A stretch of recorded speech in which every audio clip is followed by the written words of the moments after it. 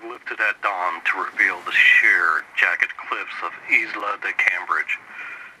As I sat on the edge of our boat in awe of this mysterious world. According to the fragment of parchment I won in a high-stakes poker game in Czech, this uncharted rock is where the legendary artisan Karl the Wise hid his ultimate creation before vanishing from the face of the earth. A year ago, I was just another drunk at the poker table. Now I'm obsessed with this tale inscribed on the parchment. My guide, Elwin, is convinced the island is cursed. I had to fork out some coins for her assistance, but she's the expert, they say. I guess we'll find out. She has spent the entire trip pointing out ominous rock formations and muttering about the terrible monsters that roam this island. I assured her that as long as we stick together, I don't like being alone. No mythic terror can stop us. The shore is upon us now. Let the adventure begin.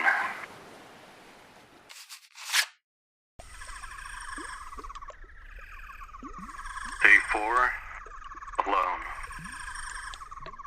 I spoke too soon. Turns out these beasts can stop us. Shivering in fear is a little embarrassing, and I'm not sure I can overcome it. Who knows what this island will bring now? While crossing the bubbling swamp of toxic sludge, Elwin was snatched by a giant winged beast with the head of a baboon. And what I could tell was something like 6 scorpion tails. I had never seen anything like this. This thing was made of nightmares. As the monster carried her off into the canopy, I couldn't help but shed tears and drown in sorrow. And I think I could hear Elwin shouting in the distance. "Thanks a lot, you useless, whiny bastard. You'll never make it out here alone." I thought that wasn't very nice. But anyways, now I'm alone, I think. And she's probably right. I'm not gonna make it out here by myself. If things couldn't get worse, my water canteen was melted by acid rain this evening. My boots are full of blood-sucking leeches, and I'm fairly certain a creature has been stalking me at night. Alas, though, I must press on. The relic calls to me. I've made it too far to give up now.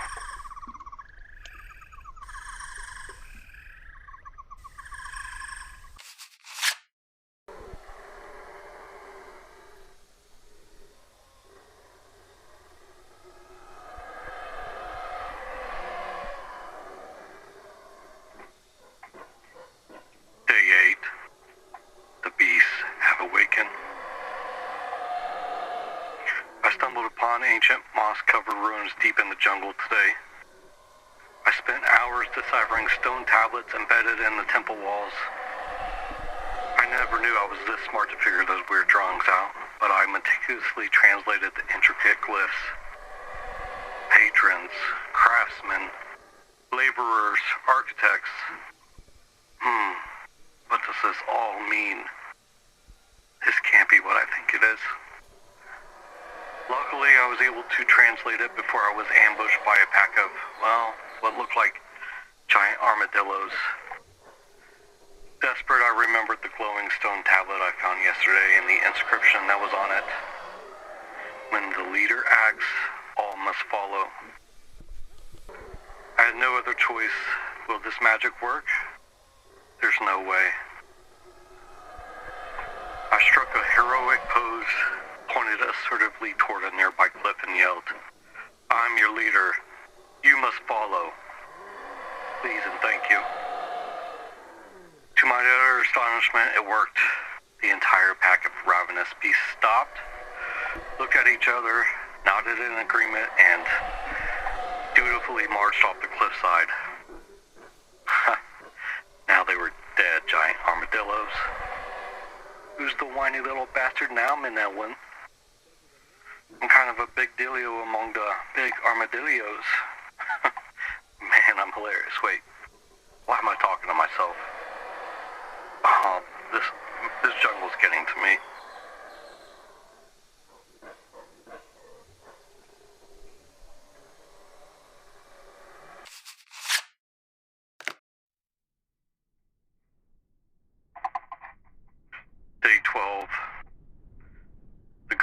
lair. I reached the peak of Mount Chodok, where the obsidian cave sits amidst a sea of scorching lava. Guarding the Grand Archway was the ultimate apex terror of Isla de Cambridge, the one Manelwin wouldn't shut up about. A 60-foot dragon with scales like forged steel, breathing blue plasma. Okay, maybe I'm not cut out for this. I'm missing Manelwin right now. Maybe she was right. Maybe I am a little bitch. I've made it this far. I must reach the Holy Grail, and nothing is gonna stop me. Then the beast swooped down and launched me. It had to be at least 20 feet. After taking the fetal position, I gathered myself. My rifle was long destroyed though, leaving me with only my trusty bow and a quiver full of ancient obsidian arrowheads that I scavenged from a ruined altar. Realizing the beast's armor was impenetrable, I aimed directly for the narrow slot above its throat. The exact spot the tablets had warned. This is where the mechanical heart is. I closed my eyes, I'm not sure why, and released an arrowhead. And it struck with a resounding blow, jamming the mechanism. The creature choked, stumbled backward over its own tail, and collapsed directly onto what must have been a pressure plate or something, unlocking the massive stone doors behind it. At that point I knew I was destined to be an adventurer. But adventuring isn't easy though. I wiped blood and sweat from my brow and maybe a few tears. And we won't talk about having to use the last of my booty wipes from my backpack. We'll just say it was definitely one of those ass-puckering kind of situations. But I pulled my ravaged body off the floor, dragged myself inside. We'll worry about the swamp ass later.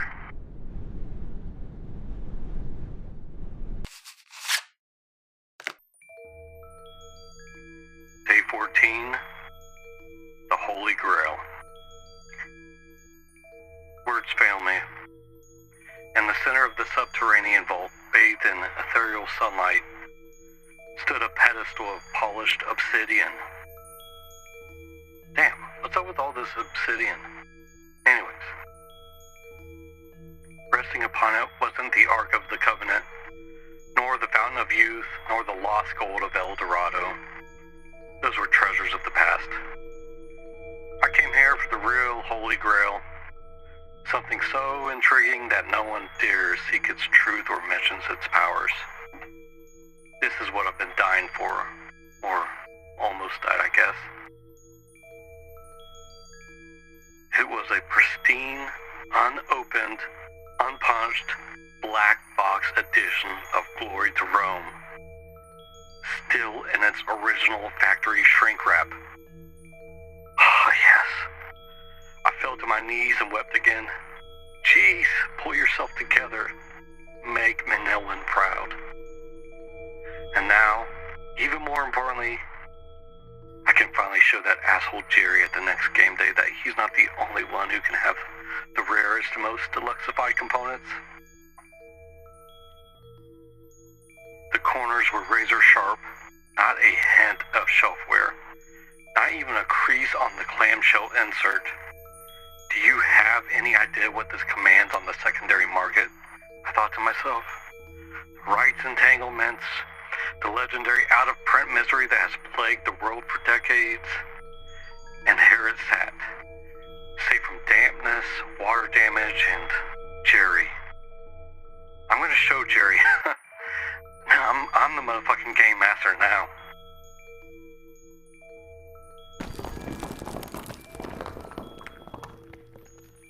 Oh shit, I gotta get out of here fast.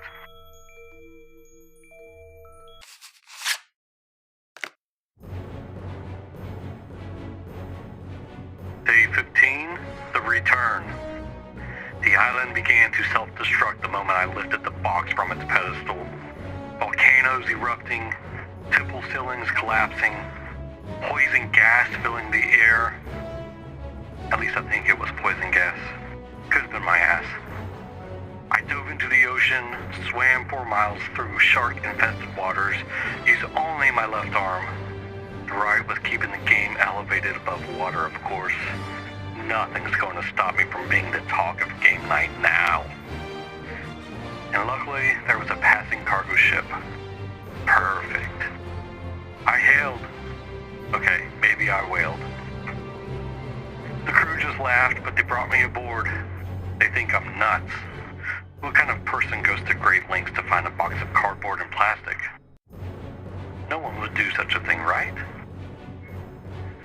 I'm covered in venomous stings, missing half an ear, shit-covered boots, and severely dehydrated. Kind of reminds me of last year's Gen Con, as I think about it. But I hold my grail gained tightly to my chest. They locked me away in a cabin, and I'm not sure why, but I can only assume it's because of my stench. That's okay though. I ran out of wipes, so what's there to do? All by my lonesome, I cracked the box open, and guess what? No solo mode. This is blasphemy. Who doesn't make a solo mode? Wait, but I hear her rustle along the floor. I look back. It's her. I can't believe it. It's Elwin. She started to choke up. She was weeping. She apologized for calling me a whiny bastard. We broke out the game, and now the joke's on her. I just beat her in the rarest game on the board game market. Glory is mine. And tomorrow we dock. I shall immediately place this masterpiece onto my shelf and snap a picture to my Instas and tag Jerry for being so lame. Eat shit, Jerry. I'm the hero now.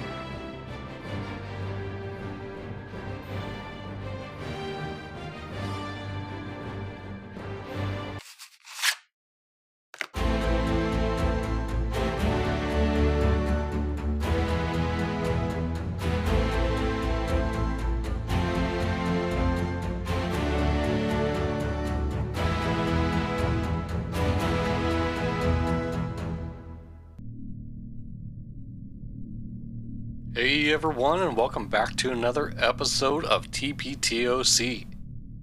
Behind every great board game, there's a mechanism, but behind every great mechanism, there's a story. This is the Periodic Table of Components, the podcast where we unpack the history, science, and secrets hidden inside your favorite tabletop games. I'm your host, Greg, and today we're setting up the table for a board game that turns you into an archaeologist assigned to discover the secrets of a distant, mysterious island, Arnak.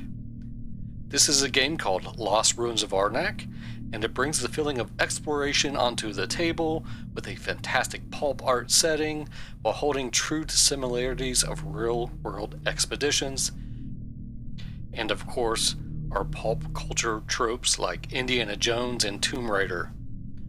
You'll be traversing the island deeper and deeper to find the lost temple and outwit your opponents in research, all while overcoming the guardians of this distant land.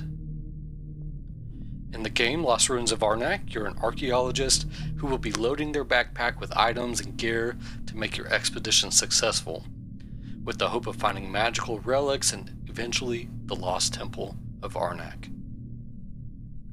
You'll be doing this by the way of worker placement and deck building, with plenty of resource management in the game. Will you be the one who discovers the secrets of Arnak that'll be talked about for ages, or drown in so much fear that you'll get sent home empty-handed? We'll start by deconstructing the elements of the game, Lost Ruins of Arnak, and then tell you if the mechanisms integrate with the theme of a wild adventure in the heart of a jungle. Let's start our expedition off with words from the publisher themselves.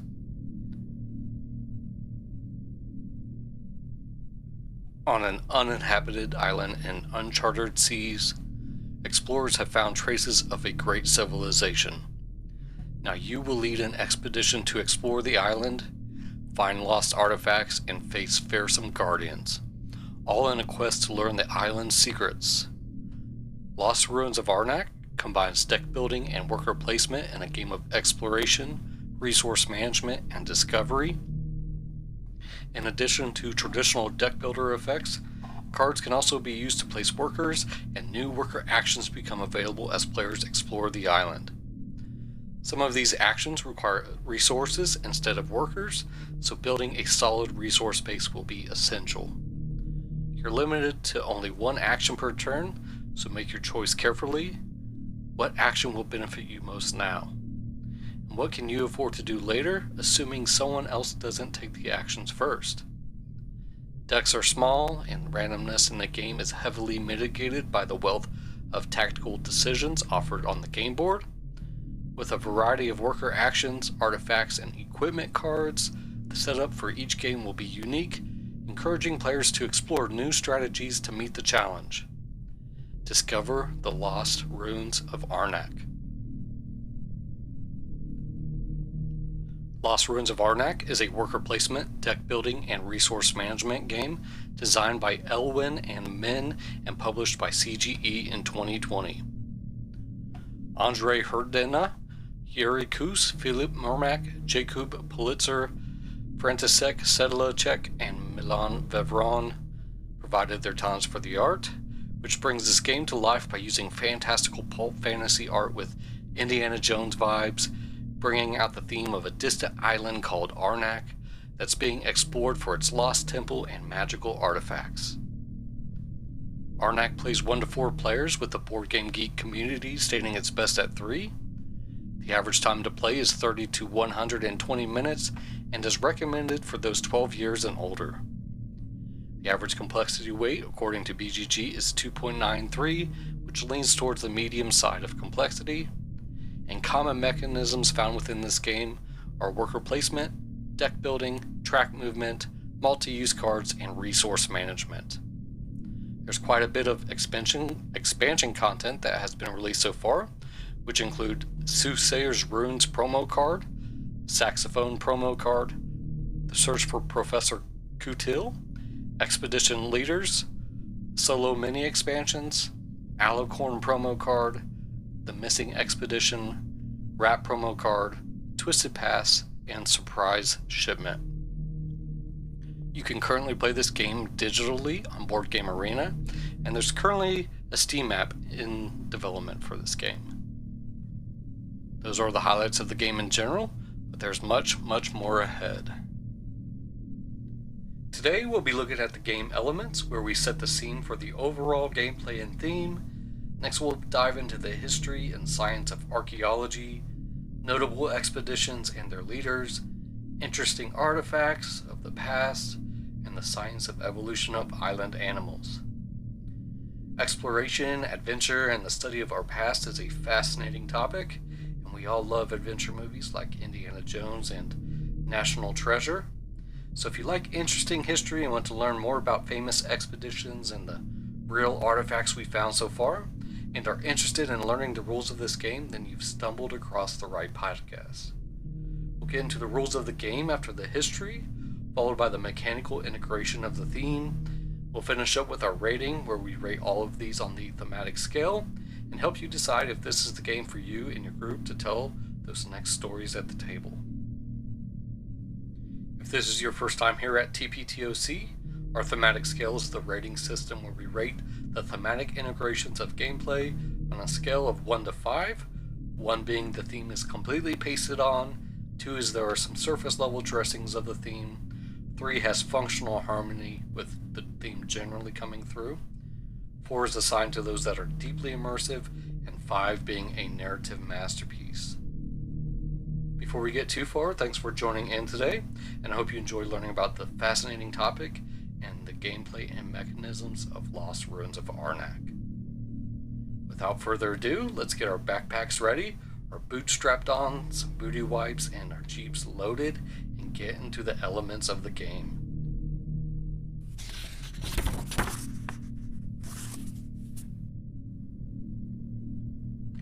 Lost Ruins of Arnak is an exploration game set over 5 rounds. Again, it blends deck building, worker placement, and resource management into a tight tactical engine. You'll be using multi-use cards to play them for their effect, or use them for travel icons to place your workers on the board. Each player has 2 archaeologists that will be used for the worker placement actions, for doing things like digging and discovering sites on the island of Arnak. As you travel to these sites, you'll come upon guardians of the jungle and research what you found to get you closer to discovering the mysteries of the legendary temple. Research is done by using resources to move up the research track with the hopes of reaching the secrets of the temple. Along with this resource management, you'll do all of this by the use of deck building, where you'll manage your deck of cards with items and artifacts you come upon as you traverse the island. This deck building isn't like many others. You'll have a tight economy of cards, and you'll want to choose the cards to add carefully.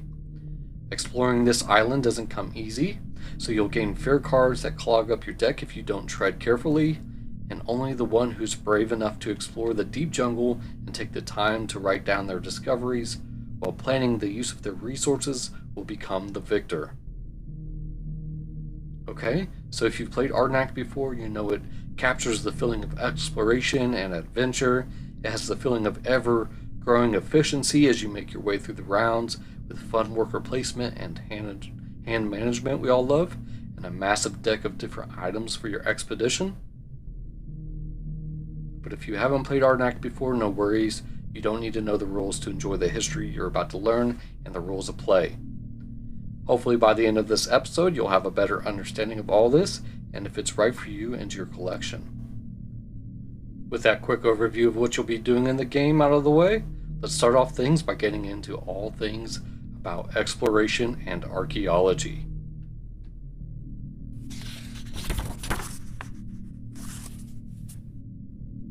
Like we said before, we all love an adventure story, and archaeology is the field of study that allows real explorers to exist and get paid for doing cool shit. And these professionals uncover our past so we can learn about the cultures and history of civilizations of the world to make better decisions for the future. We're going to get into the definition and the history of archaeology. We'll touch on archaeological methods, subdisciplines, and the future of archaeology. Then we'll dive into some of the most famous historical expeditions that all deserve a movie themselves. And then we'll go through some of the most influential ancient artifacts we've unearthed to date. And we'll end this segment by talking about the evolution of monstrous animals. Alright, hope you history buffs are all primed up and ready to go. Let's start with understanding archaeology in general. Archaeology is the study of past human activity through the recovery and analysis of material culture, which are things like artifacts, architecture, biofacts and ecofacts, sites and landscapes.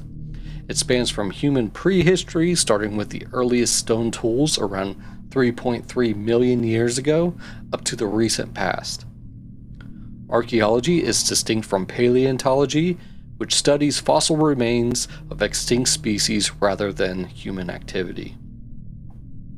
Depending on the region, archaeology is classified as an independent discipline, a subfield of anthropology, or a branch of history or geography, but pretty much serves the same purpose with different theoretical frameworks that archaeologists use. And this brings us to the purpose and theoretical framework, so let's get into that. The discipline aims to document culture, history, reconstruct past human lifeways, and explain societal change over time. Its theoretical approaches have evolved throughout the time and have consisted of cultural archaeology, processual archaeology, and post-processual archaeology. So culture or historical archaeology, which is the early focus on classifying artifacts into cultural groups and constructing regional chronologies. Processual archaeology, also known as New Archaeology, was developed in the 1960s, which is led by Louis Binford and emphasizes scientific methods, hypothesis testing, and environmental factors in driving social evolution. Then we have post-processual archaeology, which emerged in the 1980s as a critique, which emphasizes subjective interpretation, human agency, power dynamics, identity, and social meaning. Now we know why this field of study exists. Let's get into the history of archaeology and how it became a field of study. Archaeology is an ancient tradition and stems from thousands of years ago. It's often attributed to the Babylonian king Nabonidus, as he's often considered the first archaeologist for excavating and attempting to date Akkadian foundation deposits circa 550 BC. You could say he was the OG of this all OG. That was King Nabonidus, but people have always been trying to dig things up. Throughout history, people have always been treasure hunting to find rare artifacts and mostly items to bring them wealth, but then we see a shift in the 19th century to scientific archaeology. The early treasure hunters were rich adventurers excavating sites for museum treasures or personal glory. Eat shit, Jerry. But like we said, in the 19th century, some key figures helped bring the study of archaeology into a more scientific approach, which stems from antiquarianism, which is the study, collection, or appreciation of historical artifacts, rare documents, and physical antiques, so not quite archaeology. And some key figures who influenced modern-day archaeology include scholars from Imperial China and Renaissance Europe. In Imperial China, under the Song dynasty, scholars like Huang Shu and Zhao Minqing studied ancient bronze inscriptions. And then in Renaissance Europe, figures like Cyricus of Ancona, often dubbed the father of classical archaeology, where he recorded Greco-Roman ruins and inscriptions across the Mediterranean. So pretty much people continue to just dig shit up, though, all throughout the years. During the 18th and 19th centuries, we saw several notable excavations that took place, like uncovering Stonehenge, Pompeii, and Herculaneum. And some key figures from this time frame include Johann Joachim of Winkelmann, who applied systematic stylistic analysis to ancient art, which had a major influence on the study of art history. William Cunnington and Thomas Jefferson, who pioneered controlled excavation techniques. Then we have Charles Lyell and others who borrowed concepts from geology. And archaeologists around this time developed stratigraphy, which is dating artifacts based on layers of soil and rocks. And during this time, Augustus Pitt Rivers made a huge impact by introducing chronological typologies, which are classification systems that group artifacts, events, or data based on their form, style, or characteristics as they evolve over time. So we see archaeology has pretty much kept the same idea of just digging shit up, but it has evolved on how those processes are performed. That was the history of archaeology. Now let's get into the modern day archaeological methods, which brings some exciting new techniques. Modern day archaeologists follow a multi-step investigation process that includes digging shit up, of course. Just kidding, there's more. These are airborne LiDAR and remote sensing, field surveys, excavations, analysis, and radiometric dating. A popular modern technique used is LiDAR, which is short for light detection and ranging. This is equipment mounted on aircraft to shoot millions of laser pulses per second through dense rainforest canopies, and this creates a 3D topographic maps of the ground underneath, revealing things like massive hidden Maya cities, roads, and agricultural terraces in Central and South America without disturbing a single tree. Other remote sensing techniques include satellite imagery, ground-penetrating radar, and magnetometry used to locate underground or obscured sites. Field surveys are done by systematically walking or mapping a region to locate surface artifacts and structural remains. And excavations occur by carefully digging layer by layer using that stratigraphy we talked about to uncover buried features while recording precise 3D locations and contexts. And then comes the analysis, where laboratory work is done and evolves specialized scientific techniques like radiometric dating, thermoluminescence, and archaeometry. Radiometric dating consists of radiocarbon dating and dendrochronology, and radiocarbon dating is measuring the decay of carbon isotopes in organic remains like wood, textiles, and bones. And thermoluminescence is heating ceramics or burn flint to measure trapped electrons and determine when the item was last exposed to heat or sunlight. And archaeometry is the chemical and physical analysis of materials, isotopes, and lipid residues. Those were the common archaeological methods. Let's touch on some of the subdisciplines in the field of archaeology.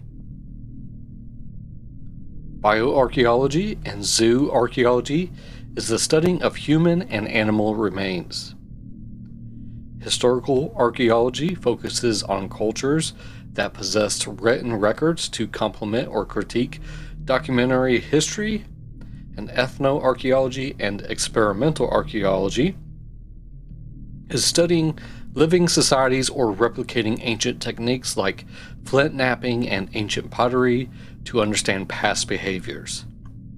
Then we have digital archaeology, which utilizes 3D modeling, virtual reconstructions, and photogrammetry, and AI and data mining.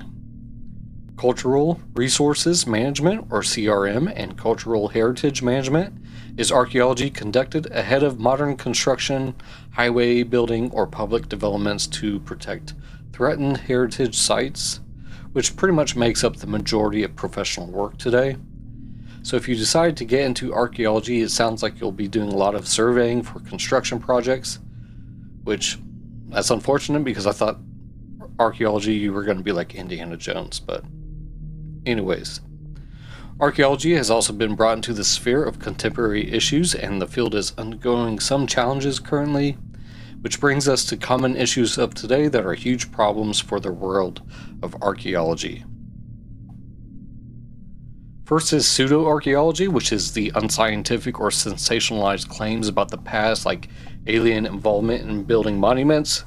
And these are those crazy documentaries you see nowadays that are hot right now. The Ancient Aliens guy and the Ancient Apocalypse guy. These guys, they're pretty much entertainers and not scientists, but, I digress though. Anyways, we also have looting and illegal trade that happens, which is the deconstruction of artifacts and theft of antiquities for profit. And then archaeologists find themselves also having to maintain the approval of descendant peoples and take reparations into account, which is bringing increasing ethical demands to collaborate with indigenous and descendant communities regarding human remains and sacred artifacts. And then an example of this would be something like NAGPRA, the NAGPRA laws in the US, which is the Native American Graves Protection and Reparation Act, and it was enacted in 1990. And then there's the science communication portion of this, which is public archaeology, and it also focuses on things of the modern day, to engaging local communities, volunteering, and the public to foster conservation and heritage education. And then obviously we have the emerging challenges that are threats posed by climate change, which brings things like coastal erosion and melting glaciers, and sometimes this can even reveal artifacts prematurely, making field studies more difficult. And lastly, we have the ethics of integrating modern AI tools into data analysis.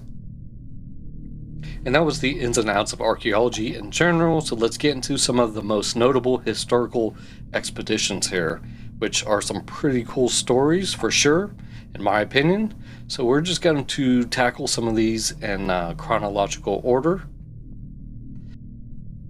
The first historical expedition of note was done by Hiram Bingham at Machu Picchu in 1911. Bingham was an American academic who trekked through the dense Peruvian Andes to trace the lost Incan city of what was called the Vilcabamba, but ultimately he stumbled upon the iconic citadel of Machu Picchu. When he arrived there on July 24th, 1911, he was guided by a local farmer named Melchor Ortega and found indigenous families living and farming right among the ruins. So Bingham's swashbuckling adventures and photographs inspired the creation of the cinematic character Indiana Jones, but not fully, because others have argued that there are other inspirations for this character actually, like a guy named Roy Andrews, which we'll talk about him in a minute. And some scholars argue that a German businessman named Augusto Lizarraga and 2 local missionaries actually visited the ruins a few years before Bingham in 1902. However, Bingham was the first to photograph and publicize the site to the wider world.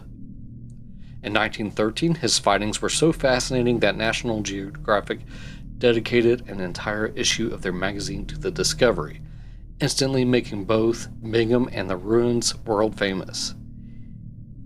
During his expeditions, Bingham shipped roughly 40,000 to 50,000 Inca artifacts back to Yale University for study, and this sparked a major legal battle within the Peruvian government, which wasn't fully resolved until the university returned the final collections to Peru in the early 2010s.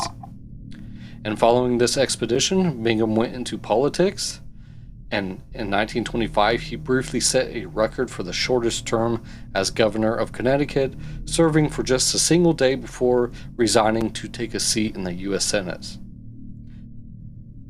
Alright, so that was the story of Hiram Bingham and his discovery of Machu Picchu in 1911. The next notable explorer we're going to talk about is a guy named Percy Fawcett and the Lost City of Zed, or mostly just called the City of Z.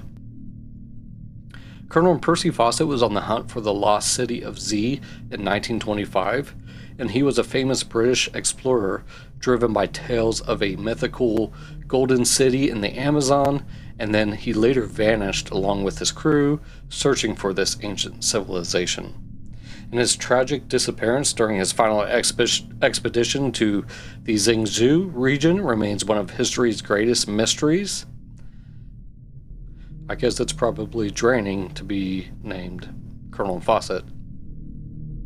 Fawcett's quest was triggered by his infatuation with the manuscript 512, which is a 1753 document housed in the National Library of Brazil, and it detailed a Portuguese Bandeirante's discovery of an ancient silver-rich stone metropolis deep in the jungle, and Fawcett was convinced that this was real and made it his life work to find it. And he had no shortage of volunteers to help him for the 1925 trip, but he famously turned down the famed adventurer, the Lawrence of Arabia, and instead he chose to take his 21-year-old son Jack and Jack's friend Raleigh Rommel. And Fawcett purposefully kept the expedition team small to avoid alarming indigenous tribes, and they were armed with custom machetes and scientific instruments. They even brought a ukulele to help break the ice with local populations. And so from departing from Cuiabá in April 1925, Fawcett sent dispatches for 5 months while he was on this expedition. And his final letter to his wife, Nina, he famously wrote, "You need have no fear of any failure." Well, looks like he was wrong there.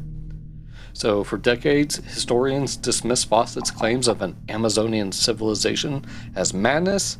However, recent LiDAR technology and archaeological discoveries, such as the Kahuku complex in the Amazon, have proven that highly structured, massive settlements existed right where Fawcett predicted. Their disappearance remains officially unsolved, so pretty much all this work went right down the drain. That's what you get for being Mr. Fawcett. So explanations ranged from starvation and tropical diseases to attacks by hostile tribes, and they probably didn't like the ukulele talents anyways, so that could be a reason. And some locals later claimed the men assimilated into indigenous tribes, while one Brazilian tribe actually reportedly kept oral traditions of a bearded white explorer passing through in the 1920s. So who knows what happened to Mr. Fawcett, but maybe you, listener, can make it your life's work to get out there and find what happened to him. And next we're going to talk about another explorer. This guy is Roy Chapman Andrews, and we mentioned him earlier. And Roy Chapman Andrews led Mongolian expeditions in the 1920s, kind of around the same time as all these other explorers we've mentioned. And he was a fedora-wearing, gun-toting paleontologist who led expeditions across the Gobi Desert. And so here's that other feller that supposedly inspired Indiana Jones, like we mentioned earlier, and his team fended off bandits and discovered the first ever dinosaur eggs.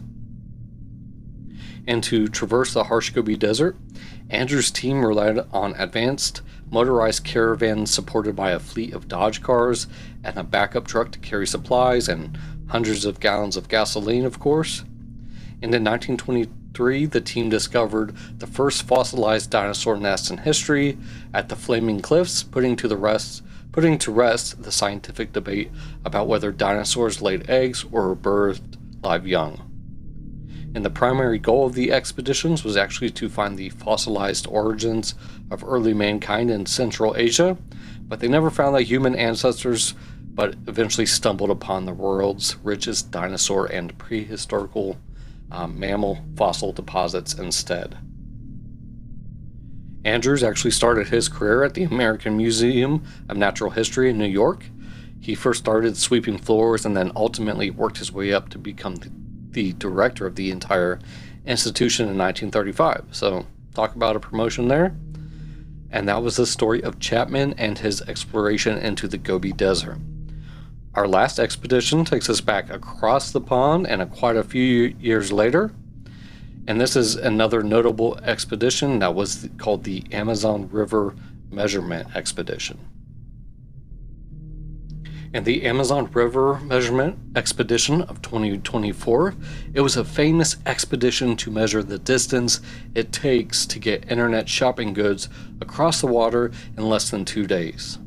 And it involved Amazon van drivers driving into crocodile-infested water while being able to take photos of their packages as they threw them out the windows, and it was often called the Prime Expedition. Okay, that was all bullshit, but there was actually a real Amazon River Measurement Expedition, and here are the true facts here. It was a bold international exploration led by adventurers who traveled 4,350 miles by solar and pedal-powered boats to measure the true length of the Amazon River from its source in the Peruvian Andes. And due to the remote, dangerous regions, such as zones that are prone to illicit drug laboratories, the explorers utilized custom-built for-purpose hybrid boats with cabins outfitted and bullet and airproof shielding.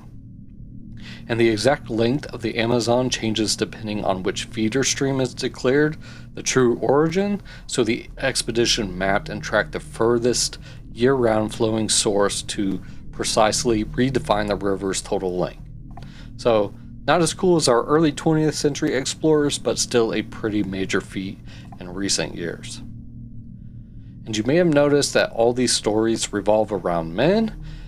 Well, although these are the most notable jungle explorations, it's worth mentioning that yes, women can explore too, of course, and are just as badass. So let's cover some of these influential females of the past. I think we're all familiar with Amelia Earhart. She was the first woman to fly solo across the Atlantic Ocean, and she set numerous aviation records and remains one of history's most celebrated aviators. Then we have a female named Jeanne Beret, and she was a French botanist who, by disguising herself as a man, became the first woman to circumnavigate the globe between 1766 and 1769. Isabella Bird was a prolific 19th century British explorer and writer, and she was one of the first women inducted into the Royal Geographical Society. Harriet Chalmers Adams was dubbed America's greatest woman explorer by the New York Times because she traveled tens of thousands of miles on horseback through Latin America and Asia in the early 1900s. Alright, so those were some of the famous expeditions of our past. Now we're going to get into significant artifacts that have been found throughout history. And again here, we're going to knock them out chronologically of when they were discovered. And the first notable finding that we're going to cover was the city of Pompeii, which was first found by chance between 1592 and 1600 by an architect named Domenico Fontana while digging an underground water channel. But it wasn't officially recognized or systematically dug out until 1748, when Spanish military engineer Roque Joaquin de Alcubierre began major excavations of it. And Pompeii is an ancient Roman city that was covered in ash by the sudden eruption of Mount Vesuvius in 79 AD, which preserved the buildings, art, and the citizens in a moment of time. So yeah, go check out pictures of this on the internet if you haven't seen this stuff. That is the city of Pompeii. Now let's move on to Egypt and talk about a stone tablet that you've also probably heard of. In 1799, the Rosetta Stone was discovered by French soldiers during Napoleon's Egyptian campaign, and it served as the key to deciphering ancient Egyptian hieroglyphs, primarily via Jean-Francois Champollion, unlocking thousands of years of written history. The Rosetta Stone is a granodiorite slab inscribed with decree issued at Memphis, and not Tennessee, you hillbillies, this is Memphis, Egypt. And it was written in 3 scripts, which were ancient Egyptian hieroglyphs, Demotic script, and ancient Greek. And this is how it was able to be deciphered by comparing known languages, which was the Greek, to the pictures of Egyptian hieroglyphs. And the Rosetta Stone is currently located at the British Museum in London, United Kingdom. And this brings us to some even bigger stones and our massive stone heads in Mesoamerica. These are the Olmec colossal heads, which we also discussed on our episode about the game Spirited, if you've listened to that. And they're seated stone builders ranging between 5 and 10 feet tall, each weighing several tons. And these stone heads depict facial portraits of human figures. And these were discovered starting in 1862, and these 17 giant basalt carvings represent rulers of the Olmec civilization, and are often called the mother culture of Mesoamerica. And the transportation of these colossal heads over 60 miles from basalt quarries without modern machinery remains an intriguing engineering feat of all time. And you can see these at various Mexican museums, including the National Museum of Anthropology in Mexico City. And this brings us to a device that'll for sure turn some heads, and brings us across the ocean to ancient Greece. We're going to talk about the Antikythera mechanism, and the Antikythera mechanism was found in 1900 in an ancient shipwreck off the coast of the Greek island of Antikythera. And this 1st century BCE device is an ancient analog computer used to predict astronomical positions and eclipses. And it's often marveled at for its intricate design and mechanisms, showing a sophistication that wasn't expected of ancient Greece at that time. So if you want to see it, you do a quick Google search, and it's housed in the National Archaeological Museum in Athens, Greece. And speaking of searching the internet for pictures, let's talk about a naked stone woman figure found in Austria. The next artifact is the Venus of Willendorf, and is thought to be sculpted around 30,000 years ago in modern-day Austria. It's a 4-inch tall limestone figurine of a voluptuous woman featuring exaggerated breasts, belly, and buttocks, but lacking facial features or feet. And everyone stop Googling and just keep listening for a minute, calm down. It was discovered in 1908 along the Danube River, and it's one of the nearly 200 similar Ice Age statuettes found across Europe. And scholars debate whether it represented a symbol of fertility, survival, and longevity, a self-portrait, or just ritualistic art, and it's currently located at the Natural History Museum in Vienna, Austria. So this brings us to Queen Butt, to King Tut, which we're going to talk about Tutankhamun's tomb, and the next historical finding is that tomb, and that was discovered in 1922 by Howard Carter in the Valley of the Kings, Egypt, and this intact burial yielded thousands of artifacts that offer an unprecedented look into Egypt's 18th dynasty. King Tut died at age 19 after ruling for just 10 years. Damn, well at least you're not dead, I guess, but this kid was ruling Egypt and we're just here doom scrolling on our phones. The pristine state of his tomb provided insights into ancient Egyptian royal burial practices and material wealth of that time, and here they found King Tut's funerary mask, which is dated to circa 1323 BC, and is a 24-pound solid gold mask embedded with semi-precious stones designed to cover the wrapped mummy of King Tutankhamun. And you can currently see it displayed at the Egyptian Museum in Cairo. And speaking of death and doom scrolling, let's talk about the Dead Sea Scrolls. The next significant artifact are the Dead Sea Scrolls, which are dated between 300 BC to 70 AD, and were found near the Qumran caves in the Judean desert. And the Dead Sea Scrolls are nearly 1,000 ancient Jewish manuscripts and fragments written on parchment and papyrus in Hebrew, Aramaic, and Greek. And they were found by Bedouin shepherds in 1947, and these texts contain the oldest surviving copies of biblical manuscripts, such as the Book of Isaiah, and they offer crucial insights into religious, historical, and cultural life in ancient Judea. And you can actually see these. These are currently located at the Shrine of the Book, which is in the Israel Museum in Jerusalem. So we have over 1,000 scripts. What about over 8,000 life-sized army figures? Next, we have the discovery of the Terracotta Army in 1974, and these were unearthed by farmers in China's Shanxi province.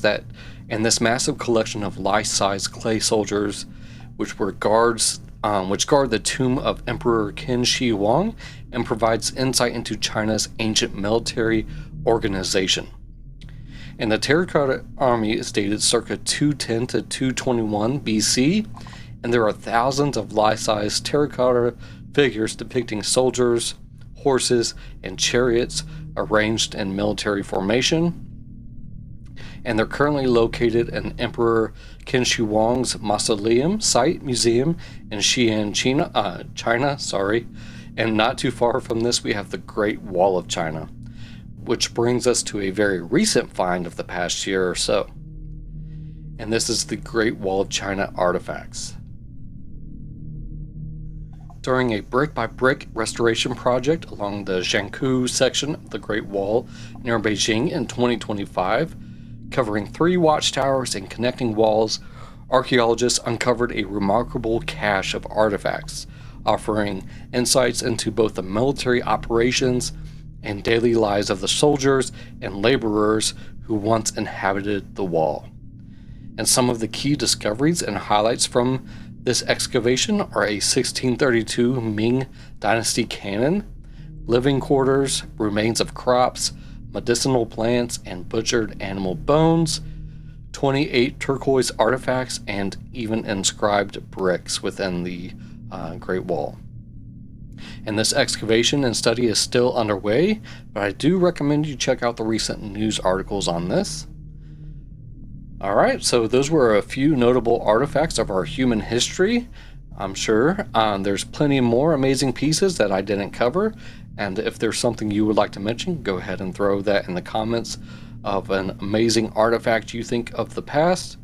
But before we wrap up this segment, let's touch on a little bit of the science that I found within the game Arnak. And then in this game, you're going to have to overcome a massive beast, which are called guardians. And this kind of made me think of island gigantism and the study of animals and their evolution when they're isolated to islands. So let's get into that, and then we're going to move on to the rules of the game.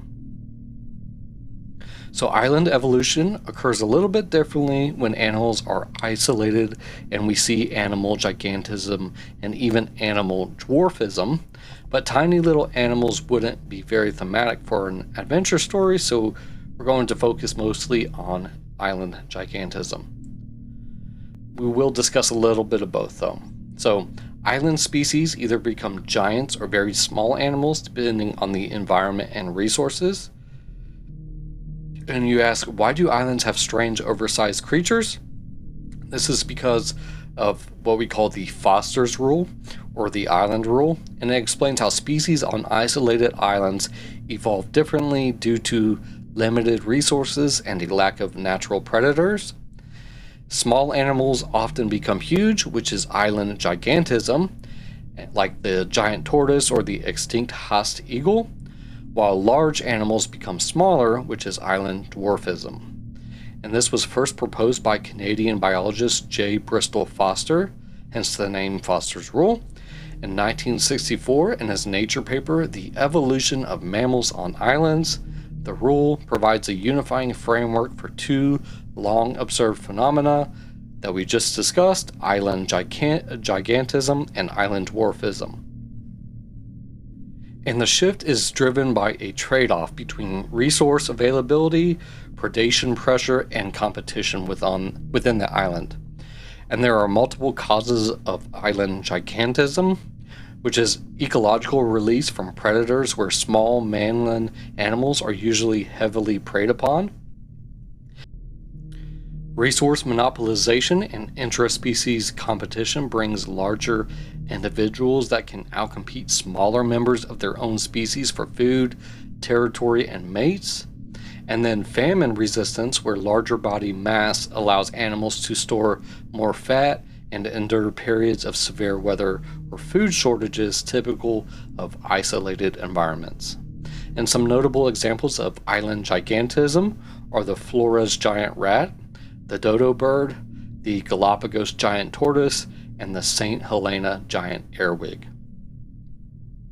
Now we're going to talk about island dwarfism. And the causes for this are resource limitations, where islands have a finite land area and limited food supplies, where smaller individuals require fewer calories to survive and reproduce, making them better adapted to avoid starvation. And then that also brings the absence of predators, where large herbivores on the mainland maintain large body sizes partly as a defense mechanism against apex predators. And then in the absence of those predators on an island, the energy cost of maintaining a massive body outweighs the benefits. And lastly, reproductive efficiency, where smaller animals tend to reach sexual maturity faster and have shorter gestation periods, allowing populations to bounce back more quickly in unstable island ecosystems. And some notable examples of island dwarfism are pygmy mammoths, the pygmy hippopotamus of Cyprus, and the ancient hobbit people called Homo florensis. And it's worth mentioning that there are a few modern nuances and debates about Foster's Rule. It's widely supported across many taxonomic groups. Evolutionary biologists note several nuances, though. Taxon specificity, and this rule holds strongest for mammals, birds, and reptiles, but can be less predictable in invertebrates and plants. And island size and isolation dictates the degree of size change and often correlates with how small and isolated the island is. And you have to take into account the dietary niche, where carnivores and herbivores don't always respond identically. Alright, so that was the history and science that relates to the game Lost Ruins of Arnak. Hopefully you now have a sense of adventure in you and feel the need to do some exploring yourself. So next on the list is to get into the actual game, and we'll start with the chemistry of the components.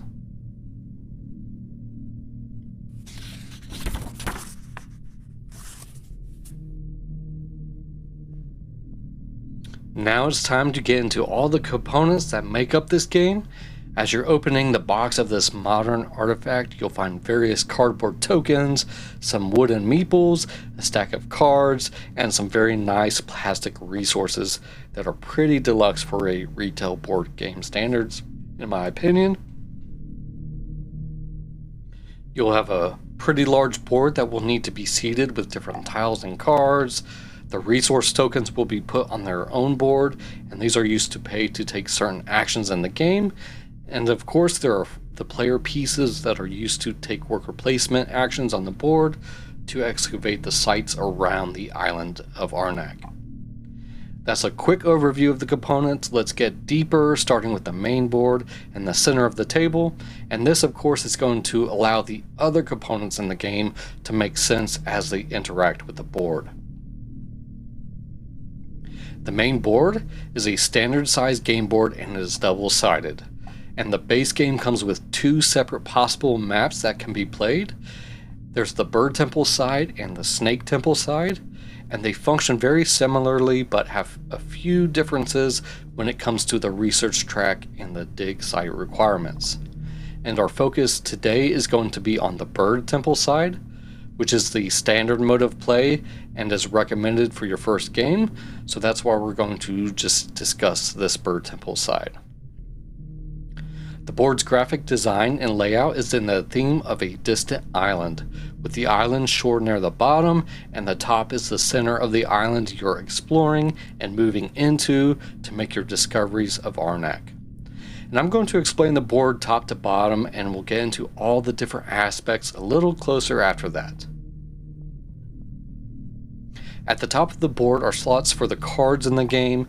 You'll be storing 3 different decks of artifact, fear, and item cards, and below this you have a game round timeline that outlines the 5 rounds in the game that's tracked by a moonstaff piece. And below this you'll have a display of face-up artifact and item cards that are available for purchase to build your deck in the game. And towards the center and left, progressing down the board, you have 13 sites that you'll be digging up and discovering with your archaeologists in the game. And these are those worker placement spots where you'll be getting various resources and benefits in the game. And each of these slots, other than the bottom 5, are going to eventually or possibly have site tiles drawn onto their slots, which have those resources and benefits. After that, you'll awaken a beast after digging up the site, which will bring out a guardian tile over the site tile for the archaeologists to overcome. The top 4 sites represent further movement into the jungle you've explored, so they offer better benefits but are harder to dig up. And we're going to call these the level 2 sites for the explanation of the roles. The 6 sites below those are what we're going to call the level 1 sites, and they represent you starting your exploration into the mysterious land of Arnak. And they have lesser benefits but are a little easier to dig up and discover. And then you have the bottom section of sites, and these have 5 pre-printed benefits and worker placement spots that are considered tent sites. And these represent the first steps into the discovery of Arnak along the shore of the island, so pretty much you can just think of them as your base camp. And with all of these different types of sites in mind, it's important to note that all these sites are the worker placement spots of the game. And all these sites have several icons that are called travel icons that you'll have to use from cards to be able to place your archaeologists here. And the different travel icons in the game required to place your worker are the boot, jeep, boat, and plane icons. So starting with the tent sites, you just need boots to explore those. And then you have the level 1 sites, they'll require either jeeps or boats, and the level 2 sites will require multiple of these icons, which can be in any combination of jeeps, boats, and planes. And just remember, you can always use a higher level mode of travel to be used for others as you travel the island. And we'll touch on this hierarchy when we get into the gameplay a little bit more. Next we have the research track, which is to the right of the worker placement sites, and is the other main area of focus of the game, and that's the research track, or it could also be called the temple track in the game, and this represents you annotating your findings in your notebook as you research and discover new things about the island. And this track is made up of variable routes where you'll start from the bottom and move your magnifying glass and notebook tokens up by paying certain resource costs. And as you ascend the track, it will get more expensive, but you'll also receive much needed bonuses each step of the way. And your goal is to use all those findings of your exploration to reach the final temple spot and beat your opponents to uncover the secrets of the Bird Temple of Arnak. You'll get a certain amount of victory points depending on how far you moved your tokens up this track. And the magnifying glass represents you doing the research, and your notebook represents you writing down your findings, so your magnifying glass must always be ahead or at the same level of your notebook. And then you'll be putting a resource board below the main board, which turns this into quite a bit of a footprint in the middle of the table. But before we get to that board, let's talk about some of those components that you'll be setting up on the board. And I'll note before we get too far, the art on this board is just absolutely amazing and gives you the feeling of a fantasy world mixed with usual tropes of adventure movies like Indiana Jones and all those type of movies. So with that, let's start with the moon staff on the main board. You have one moon staff token, and you place the moon staff in the card row, indicating it's round 1. And the moon staff is used as a round tracker and divider for the card display. Between each round, you'll progress this marker and shift the artifact cards and item cards, with items being abundant at the beginning of the game and then become less frequent towards the end as the artifact cards start taking up those slots. And that's the fairly simple moonstaff piece. Let's progress the phases here and talk about those decks of cards that are placed above the round track and moonstaff. There are 3 different cards in the game other than the player's starting cards, and they're the artifact cards, the item cards, and the fair cards. And all these cards have the same back for the deck building purpose in the game, but you'll shuffle the artifact and item decks separately and place them on their associated spots face down. But the fair cards are all the same, so you don't need to shuffle these, and they're just placed in the middle between the artifacts and items face up on their spot towards the top of that board. And the artifact and item cards are all different as far as their art and effects, which shows amazing magical relics and handy items you're interacting with in the game. And after the decks are shuffled, you draw cards to the offer face up below the round marker, the round tracker, that moonstaff, and that timeline, with the first round having only 1 artifact and then having 5 items. The card row is the display of items and artifacts you can get during play by taking the buy a card action, and they have the same backs, but they can be easily distinguished by their faces and by the icon in the upper right corner of the card. So let's talk about these decks a little bit separately, and we'll start with the artifact cards here. There are 35 artifact cards in the game, and they represent the precious artifacts you've discovered as you explore the island, and they'll give you powerful benefits and abilities, and you'll have to acquire these cards by spending your compass resources in the game. And like we said, you'll just shuffle the artifact decks and place it face down on the marked space, and then deal 1 artifact to the card row face up to the left of the moonstaff for the setup of round 1. And those were the relics you'll be finding during your exploration, but you'll need the right equipment to get there, which brings us to the item cards. There are 40 item cards in the game, and they represent the items, gear, weapons, and even some trusted pets you gather along the way, and a huge range of other things that will help you in the early stages of your expedition. You'll have to purchase these with your money, also called coins in the game, and you'll shuffle the items deck and place it face down on the marked space, and then deal 5 items to the card row face up to the right of the moonstaff. So exploring the jungle doesn't bring its dangers, even with the right equipment and powerful relics, so this brings us to the fair cards. There are 19 fair cards in the game, and they represent the trepidations you suffer as you explore the island, especially if you're unable to overcome a guardian at a dig site by the end of the round, and you'll want to get rid of these cards eventually, unlike the other positive items and artifact cards. And you'll place the fair cards on the marked space on the board, and they're all the same, so just place them face up.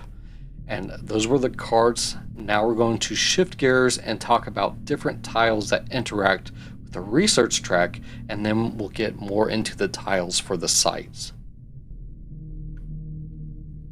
There are 24 temple tiles in the game and come in 3 different victory point values that are 11, 6, and 2, and they're displayed above the research track in a pyramid hierarchy because players can spend certain types of resources depending on the point value of the associated tile. And you'll just make stacks of temple tiles on the temple, and each stack has as many tiles as there are players. And the 11-point tiles have 1 stack at the top, the 6-point tiles have 2 stacks in the middle, and the 2-point tiles have 3 stacks at the bottom, and then you'll just return the unused tiles to the box. And those are the temple tiles at the top of the research track. Let's talk about bonus tiles that are seated on the board along that track. There are 18 research bonus tiles that are shuffled and then placed on different spots on the research track. And the first spot is the Lost Temple bonus stack, which is next to the top of the temple. And you'll make a stack of these tiles face down equal to the number of players, and players will gain one of these when they reach the top of the research track. And the next spots you'll place these tiles are on the various bonus tile spaces along the research track, and most spaces on the research track get 1 bonus tile, and then some spots are only seated depending on the number of players in the game. You'll distribute research bonus tiles randomly to the appropriate spaces, and then just turn them face up, and you'll return unused tiles to the box. And these are the tiles players are racing to get to when they perform the research action and move along the track. And that is the research track and the tiles that go on there. Let's talk about seeding the board with idle tiles. There are 16 idle tiles in the game, and you'll shuffle these face down and randomly assign them to the level 1 and level 2 sites towards the middle of the board. Level 1 sites get 1 idle tile placed face up, and the level 2 sites get 2 idle tiles, 1 that is face up and 1 that is face down. And there are reminders of this printed on the sites themselves, and players will be gaining these when they perform the Discover New Site action, and they offer points and bonuses the players get during gameplay. And more on those later. Okay, those were the components for the setup of the main board. Let's talk about another smaller board that's placed below the main board and has resources and tiles that are used during gameplay. This is the double-sided supply board, and like we just said, it goes below the main board and matches the art, so you'll be able to easily align this up, and you'll store the resources and some other tiles in the game on this board. These are from the 5 different types of resources, which are tablets, arrowheads, jewels, coins, and compasses. And the resources in the game are mainly going to be acquired by performing worker placement actions or different effects from cards and the research track. The tiles that will be on this board are the level 1 and 2 site tiles, the guardian tiles, and the assistant tiles. There are also starting spots above the assistants that have the player's research tokens placed as it lines up with the bottom of the research track. All the resources are going to be placed on this board, so let's start by talking about those 5 different resources and what they're used for in the game, starting with the coins. There are 27 gold coin tokens that represent the funding of your expedition, and they're mostly used to buy item cards. Then there are 27 green compasses that represent time and energy spent exploring the island. Thus, they're mostly used to discover artifacts and new archaeological sites. There are 16 white tablet tokens and represent ancient texts you can decipher, and these texts might teach you how to use the artifacts you find for their magic. There are 12 blue arrowhead tokens that represent remnants of weapons you discover, and they're often necessary for overcoming the guardians of the island. There are 9 red jewel tokens and are mysterious talismans of the bird god Aru Anu. They're hard to find but often essential for completing your research into the mysteries of Arnak. Those were the resources in the game. Again, you'll be using coins and compasses to get cards, but all of these are also used to move up on the research track and overcome guardians in the game. Which, this brings us to talk about those ancient beasts guarding the sites around the island. There are 15 guardian tiles in the game, and they represent monsters or ancient beings that are protecting the different sites around Arnak. And each tile is different, with fantastical beasts like spiders, dragons, birds, and scorpions. And you'll be placing these on the sites when you perform the Discover Site action, with the goal of overcoming them for points and then harnessing their abilities that give you awesome boons in the game. And you'll shuffle these guardian tiles and just place them face down on the supply board on their designated spot. And before you awaken the beast, you must break ground and discover the site, which brings us to those site tiles, which come with lots of those resources we also just talked about and other useful effects in the game. There are 10 level 1 site tiles and are shuffled and placed face down on the marked slot on the supply board. And you'll be placing these on the level 1 sites as you perform the Discover Site action also. There are 6 level 2 site tiles, and these are shuffled and placed face down on their marked spot on the supply board, and you'll be placing these on the level 2 sites as you perform the Discover Site action. I'll also note that each of these site tiles have different art on them that depict fantastical places you're discovering on the island, which is a nice thematic touch. Now, we all know you don't go trekking into the unknown alone, so you're going to have to convince an assistant to come help you as you explore the island. Which brings us to the assistant tiles that are also on the supply board. There are 12 assistant tiles in the game that are shuffled into 3 equal stacks and placed silver side up on the supply board between the site tiles and the research track on their designated spots. And the assistant tiles have a weaker silver side and a stronger gold side, which players will acquire by moving up the research track. And these assistants are people that are going to come in handy for help as you traverse the island of Arnak. And they all have different abilities, and the art is different on each tile, representing people joining your expedition.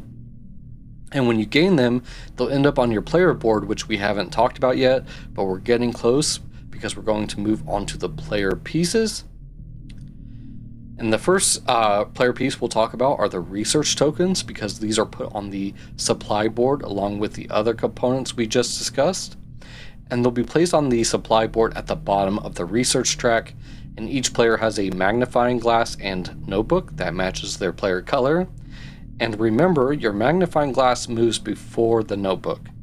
And now we're moving off of the board into the player areas and the player components. So let's start with the player boards. There are 4 identical player boards that match each player color in the game, which are red, blue, green, and yellow. And all the player components are going to match these colors. The player boards depict a campsite with tents and supply crates. And to the left of the board is a spot to place your face down deck of cards that you'll be drawing into your hand. And to the right of that are free action icons depicting bonuses you can trigger by using your idle tokens. There are 4 idle slots towards the top that are the places you put the idle tiles. And once you've used them for a one-time benefit, they're going to go on those idle slots. And each of these slots also have victory points that you'll score at the end of the game if they aren't covered by using the idle tokens during the game. And then the center of the playboard has room to store your unused idle tokens and your archaeologist and resources if you choose to put them there. And thematically, your archaeologists are in the tents and your resource tokens are in the supply crates, but you can organize the space however you want. And to the right are 2 slots for your assistant tiles for you to store those people who are helping you with your expedition. And you'll keep your player board in front of you and set your archaeologist figures on it during setup for the first round, and that's your personal player board. And all the things you'll be using it for, let's talk about the player starting cards. There are 4 basic cards in each color, and each player has their own deck, and all decks start the same. Your starting deck should have the 4 basic cards in your color, and you'll add 2 fair cards from that deck. From the fair deck, and add it to your personal starting deck, to clarify that. And these starting cards offer coins and compasses and basic travel icons to start your expedition off. You'll shuffle your deck and place it face down on your player board, and eventually draw 5 cards at the beginning of each round. But no expedition is complete with the people that are actually doing the work, so let's talk about your archaeologist meeples. And lastly, for the player components, there are 2 archaeologists in each color, and are what you use, what players are going to be using to do the worker placement actions in the game. And they represent you exploring the different sites of Arnak and venturing out into the unknown. And those were pretty much all the gameplay pieces, but we have a couple more miscellaneous components to wrap this up. There's a first player marker in the shape of an alarm clock, and goes to the person who most recently traveled to a place they had never visited before. And play is going to proceed clockwise from this person and will rotate at the end of each round. There are 5 blocking tiles provided for lower player count games to block worker placement spots on the bottom 10 sites, which just balances the action selection options for games with 2 or 3 players. And then in a 2-player game, you're going to use all of them, and in a 3-player game, just shuffle them and use 3 of them. These action spots are going to be considered unavailable for the entire game. Then we have 10 reserve tiles, which show the fair icon on one side and a ×3 icon on the other side. The ×3 multiplier tiles are intended for use if you're close to running out of resource tokens. Because the tokens on the supply board aren't intended to be limited, so you can just use those tokens as multipliers. And then the other side of this tile is the fair tile. If you're supposed to take a fair card when the fair deck is empty, you have to take a fair tile instead, and it will be worth -2 points rather than -1 point during final scoring compared to the regular fair cards. And you'll just keep this fair tile in your play area. And if you have a chance to exile a card from your play area, you may of course exile the fair tile instead. Then we have 1 pad of scoring sheets to calculate in-game scoring, which is going to be points for your research token positions, your temple tiles, your idols and the idol slots on your board, the guardians you have overcame, item and artifact cards, and then you'll get negative points for fair cards or fair tiles that you still have. And lastly, we have 15 rival action tiles used for the solo variant. So we've reached the end of our research of the components. We know the chemistry and how they interact in the game. Now we can get into the book and explore the rules of the game.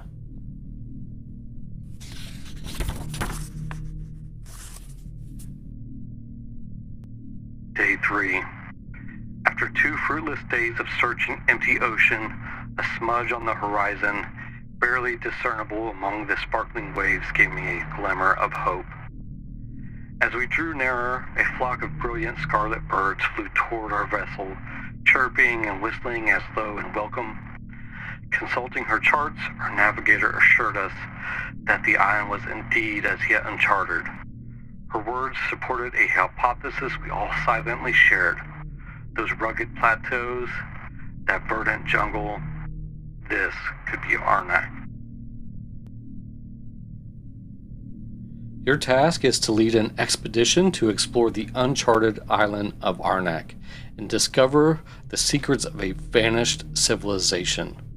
You'll equip your expedition with useful items, search the jungles for mysterious artifacts and intriguing archaeological sites, struggle to overcome the guardians of those sites, and perhaps most importantly, piece together the fragments of Arnak's ruins into a coherent body of research that could lead to the discovery of the Lost Temple. Your expedition's various accomplishments are worth points, which will be added up at the end of the game to determine which player has led the most successful expedition. Day 6. We found a good place to pitch our tents with fresh water nearby. Our quartermaster has ensured we will be well supplied for the fortnight. This shall be our home.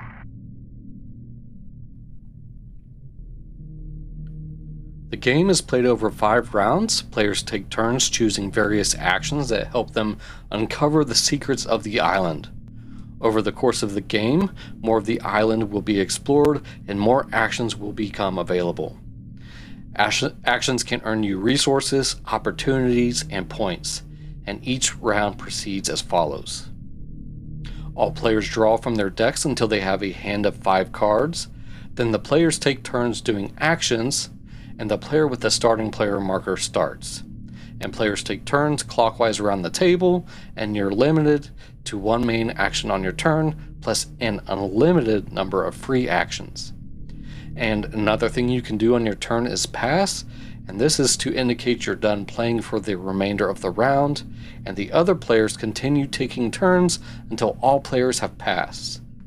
Then you'll set up for the next round. All cards in your play area are shuffled and returned to the bottom of your deck. The board is then set up for the next round, and the starting player marker passes to the left. Then you move the moon staff. At the end of each round, move the moon staff to the mark to the passage of time, and then as the moon waxes, your expeditions explore the islands. You'll acquire useful items and artifacts and research the legends of Arnak. After 5 rounds, the moon is full and it's time to see who led the most successful expedition. That was the overall flow of a game round. You'll draw cards and then you take turns until everyone has passed. The round structure is pretty easy, but the decisions you make on your turn are not. Which this brings us to what a player turn looks like. Day 7. How strange it is to be here, to finally see what we have strived so long to find. I feel sometimes as though we are encamped on sacred ground.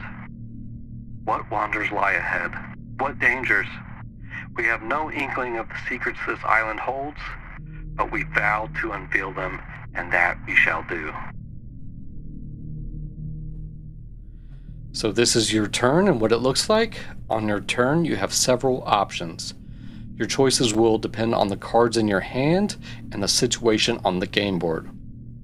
On your turn, you may perform 1 main action plus an unlimited number of free actions. So what are the actions in this game? Let's get into these. The main actions. Day 8. Though our eagerness to begin is mixed with a certain amount of trepidation, now is not the time to let our courage fail. If there are dangers, well, we came here to confront them. To the jungle then, and no delay. There are 7 main actions to choose from on your turn, and they are buy a card, play a card, dig at a site, discover a new site, overcome a guardian, research, or pass. These are all the actions you'll need to perform to be the most successful archaeologist, but the decisions lie on if you want to beat your opponents to the cards available, the site resources, or snagging the bonus tile on the next step of the research track. Like we said, there are some free actions in the game that you'll want to take advantage of at the right moment, so let's get into those. These are the free actions. The free actions in the game are marked with a lightning bolt icon and often are from cards that have the lightning bolt icon rather than a regular card effect, which is actually an action. Then you have your assistants that you can exhaust for free, and you also have idle tokens on your board that you can use to take one-time bonuses outlined on your board. You'll also have boons on the guardians you've overcome that you can use to get their benefits, so use your turns wisely and make sure you stay one step ahead of your opponents. A lot of these actions utilize the cards in your hand, so let's make sure we understand the anatomy of the cards and the general makeup of your hand. Like we said before, there are several types of cards, and those are the artifacts, items, fear, and player's starting cards. And all the cards have a similar makeup, but we'll need to understand the general overview of these so the actions make sense. So let's start with an overview of the artifact cards. The artifact cards are all different thematically, and each one is a different relic you're finding as you explore the island. These cards have a travel icon, the name of the artifact icon itself, a picture of what you found, the cost to play this card once it's in your hand, which is a tablet, and the effect you get when you play it, the cost to acquire it, and lastly the point value it's worth at the end of the game. The travel icon in the top left provides the icon you'll need to travel to the different sites on the board with your archaeologist, and all the artifacts come with an airplane, which are essentially a wild in regards to traveling. And the effect on the card is applied immediately when you acquire the card from the display by paying a certain amount of compasses, but will also be available as an action when it ends up in your hand later if you spend a tablet to perform it. And very similar are the item cards, but there are some key differences here. These are the items you're using to help with you and your expedition, and have a travel icon, the name of the card, the item card symbol, the picture of the item, its effect to be used as a main action or possibly a free action, and depending on the card, the cost to acquire it, and the point value it's worth at the end of the game. The travel icons in the top left come in either boots, jeeps, boats, or planes, and will be needed if you play the card for traveling to dig sites. Again, the card effect can either be a main action or a free action, which would have a lightning bolt icon. And the cost to acquire these cards are the coins. Your starting cards have the same makeup, but don't award any points, but have travel icons and instant effects for coins and compasses. The next type of cards are the fear cards, and the fear cards have a boot icon which come in handy for the early game and the basic tent sites, but are worth -1 point at the end of the game, and they don't have any other effect, so you'll eventually want to get rid of them by getting an exile bonus.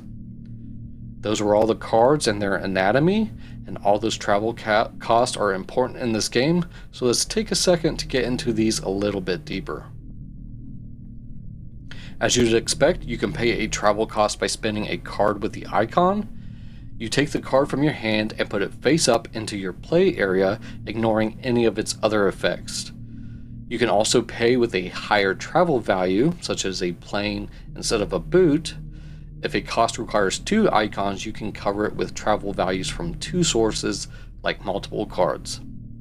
And it's also possible that you have a card that gives you 2 icons all by itself, and such a card can also cover a 1 icon cost, but in that case, the extra icon will be wasted.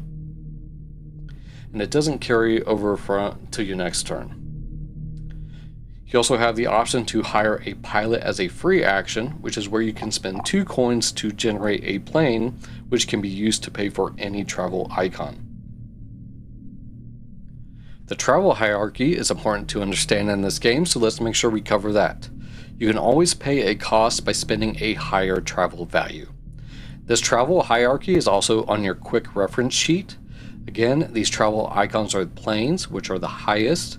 Then you have jeeps, boats, and boots, which are the lowest, the boots are, and the jeeps and boats are essentially the same tier. But pretty much the airplane pays for anything, jeeps can't pay for boats, and vice versa, and any travel value pays for a boot. Now we know the anatomy of the cards and the travel costs, let's talk about managing your hand of cards in general. You can play a card either for its travel value or its effect, but not both. You can use this travel value to pay for certain actions like the dig at a site or discovering a site action, or you can play the card for its effect, which each card has a different effect that are pretty easy to understand once you get into the game. and there's also a nice reference on the back of the rulebook and the player aids in the game. Some cards have free actions, which is an effect with the lightning bolt icon, and these don't count as the main action of your turn. So on your turn, you can play as many free actions as you like, and they can be played before, after, and even during your main action. So what about that fear you gain in the game? Like we said a minute ago, a fear card has no effect. However, it can be used for its travel value, which is a boot. Now I think we have the cards and hand management down. Let's talk about your play area, as you'll be playing cards to it and managing your resources, idols, and assistants. When you use a card or acquire an artifact, it goes face up on the table in front of you next to your player board. This space is called your play area, and you can think of this as a displayed discard pile pretty much, but doesn't automatically get refreshed when your deck runs out like most other deck building games. Item cards aren't put in the play area when acquired, unlike the artifact cards, they go to the bottom of your draw deck. Cards you acquire accumulate from turn to turn, but they aren't recycled into your deck until the end of the round. Along with your played cards, you have your player board that has different things going on, so let's touch on that real quick. On your player board, you'll be managing your idol tokens, storing your pieces, and housing your assistants. The first thing to discuss on your player board are the idols you get when discovering sites, and during the game you'll acquire idols and they'll be placed on your player board. When you get an idol, keep it on the supply crates on your player board, and idols should be placed face down because the discovery reward is no longer relevant after you receive the bonus when discovering the sites. Each idol will be worth 3 points at the end of the game, which is shown on their backs, this brings us to the idol slots on your board. The 4 slots at the top of your board give you access to useful effects. On your turn, you may put an idol in a slot as a free action. You move the idol from your supply crates to the leftmost unoccupied slot on your player board, and then choose one of the effects from the 5 depicted options. But use the idol's power wisely. Each of the 4 slots will be worth a certain number of points if it's still empty at the end of the game. An idol in a slot can't be moved, so each slot can be used only once per game unless you find an artifact that allows you to bend this rule. Now let's talk about the assistants on your board. You'll also be gaining assistants by doing the research action in the game, but they're placed on your player board. Assistants are people who have come to join your expedition, and each assistant has 2 levels, silver and gold. The gold side has the stronger effect, and the silver has the weaker. The research track will give you silver assistance when you move your notebook token to certain rows, which is called recruiting assistance. When you move your notebook to a row with the assistant symbol, choose one of the assistants available on the supply board. Usually there are 3, however, some of the stacks might be empty later in the game. And just as a quick note on the assistants, those that aren't on top are supposed to be kept hidden so that no one knows what they are until the assistants above them have been taken. So you'll set the assistant on one of the assistant squares on your player board. The silver side should be face up. Assistants have various effects and match many of the other icons in the game, so they're pretty easy to understand. And if the effect is a free action, you have the option to use it immediately, or you can just save it for later. This brings us to using your assistants. So to use your assistant, you turn it sideways, and a sideways assistant is exhausted and not available for use. In general, you can use an assistance effect only once per round, and at the end of the round, all assistants are refreshed, which is when they'll be turned right way up again. However, certain card effects might refresh an assistant during the round, allowing it to be used again, perhaps even immediately. You can also upgrade these assistants for a better benefit.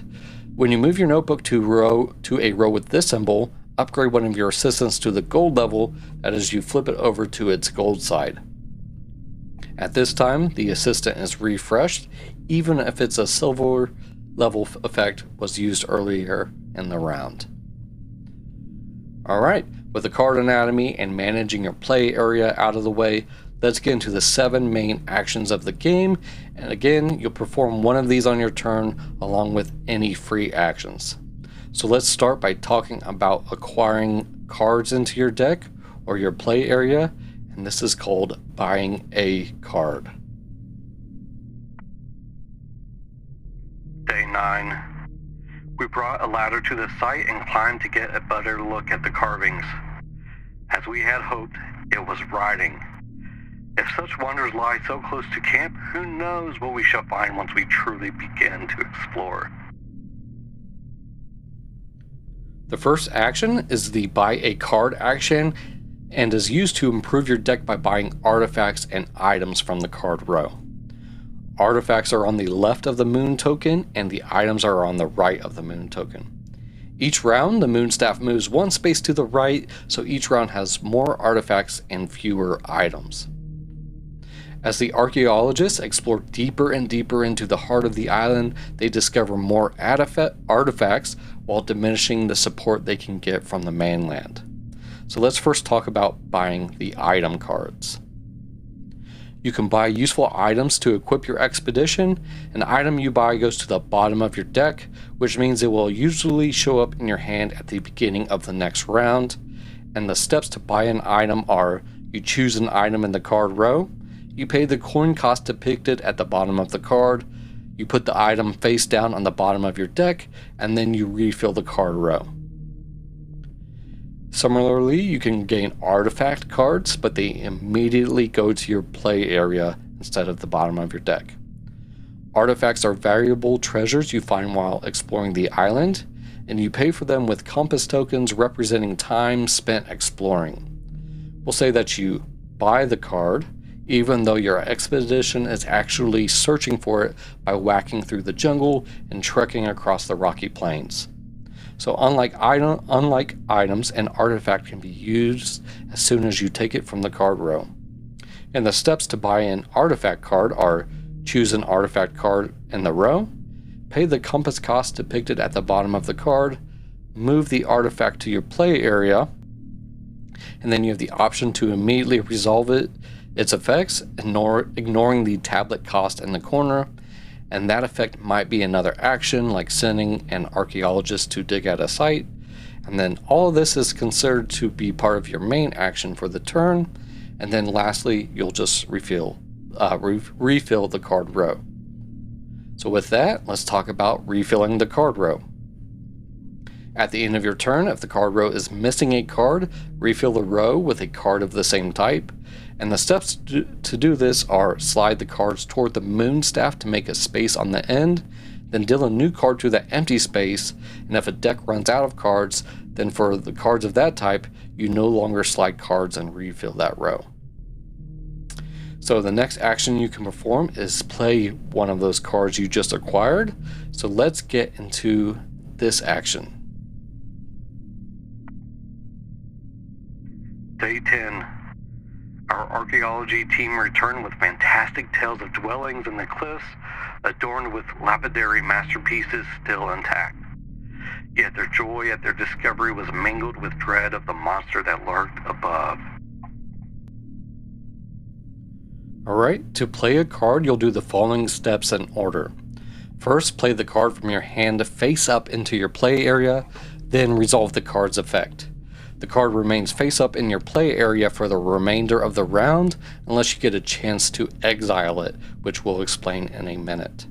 And again, sometimes playing a card isn't considered your main action if it has a lightning bolt icon before the effect, and this is a free action in that case. That means playing the card doesn't count as your main action for the turn. And your funding and exploration cards, which are your starting cards, have effects that are free actions, and some item effects are free actions too. But if it doesn't have a lightning bolt, it's going to be used as your main action, and all artifact effects are main actions, and some item cards are main actions. When you play an artifact, you also have to pay a special tablet cost, and that rule doesn't apply to items. And just a quick reminder that you may sometimes be using a card for its travel effect rather than its action, which in this case it acts a little bit differently. A card in hand can either be spent for its travel value or played for its effect, but not both. So let's circle back to playing those artifact cards. And then a quick thematic note on these. When we found it, we thought we understood it, but now I begin to suspect the artifact hides yet more mysteries. Perhaps we shall find the answers in these ancient texts. All artifact effects have a cost in the corner, which is a tablet, and when you buy the artifact, this cost is ignored and you perform the effect without paying the tablet to trigger it. But whenever you play the artifact's effect from your hand, the tablet cost must be paid. And the artifact's effect may have other costs as well, and these other costs must be paid every time you use the effect. But before we move on to the other actions, let's quickly talk about exiling cards, which is getting less desirable cards out of your deck so they don't come up when you draw your hand of cards. Certain rules and effects send cards into exile, which is located at the top of the main board. Items and artifacts have special exile piles near their decks. Fear cards go back to the fear deck when they are exiled, and your starting, funding, and exploration cards can just go off to the side of the board near the fear deck when they're exiled. And some card effects have a symbol of a card with an X, and this symbol marks the artifact and item exile piles on the board. If you see the symbol in an effect, it means you may exile a card from your hand or from your play area. And a gameplay tip is that, if possible, it's more efficient to use a card and then exile it from your play area rather than exiling it from your hand. Okay, so we've learned how to get cards into our deck and playing those cards for their effect or free actions and possibly exiling them. Let's get into putting our archaeologist on the board to do the worker placement aspect of this game. And the first of these actions is the dig at a site action. Day 11, we fought the monstrous creature hand to hand, knife to claw. The beast went down, but none could strike the death blow. We stood in awe. The beast bowed its head, acknowledging us, and we realized then that this was no monster. No, this creature was one of Arnak's legendary guardians. As your main action for your turn, you can send one of your archaeologists to dig at any of the bottom 5-10 sites. You'll also be able to dig at a level 1 and level 2 site after they have been discovered. And the steps to dig at a site are: first, pay the travel cost depicted on the space to which you want to send your archaeologists, and that will either be a boot, jeep, boat, or plane. And the space must be unoccupied. That is, it must have no other archaeologist figure on it. And in a 2 or 3 player game, it must have no blocking tile. Then move your archaeologist from your player board to that space, and then resolve the effect depicted at the site, which is usually resources, but there are other effects like drawing cards or exiling cards or gaining fair cards if it's a powerful resource spot. And there's a nice appendix at the back of the rulebook and on the player aids for all the icons like we mentioned earlier. And obviously, if both your archaeologists are already on the sites, you can't take this action, which that was the digging at a site action. Which then this brings us to the discovering new sites on the island, which is the discover a new site action. Day 12, I climbed a rock and cleared some branches to gain a better view of the path ahead. When I climbed down, the rock was now in sunlight, and I saw it was actually a priceless artifact. At the beginning of the game, only 5 sites are available for digging, but during play you can find new ones, and you can discover any level 1 or level 2 site that doesn't yet have a site tile. and to discover a new site, you'll need to traverse the wilderness and decide whether you want to discover a level 1 site or a level 2 site. You'll check the board and pay the depicted compass cost, which is 3 for level 1 sites and 6 for level 2 sites, and then choose an undiscovered site in that region and pay the travel cost, which is playing a card from your hand to move your archaeologist from your board to that site space. Then you take the idol or idols and immediately resolve the idol's effect. And if the site has 2 idols, you take them both, but use only the effect of the face-up one. And keep your idols on your player board face down on the illustrated supply crates until you use them if you choose for free actions. Then the actual discovery of the site happens.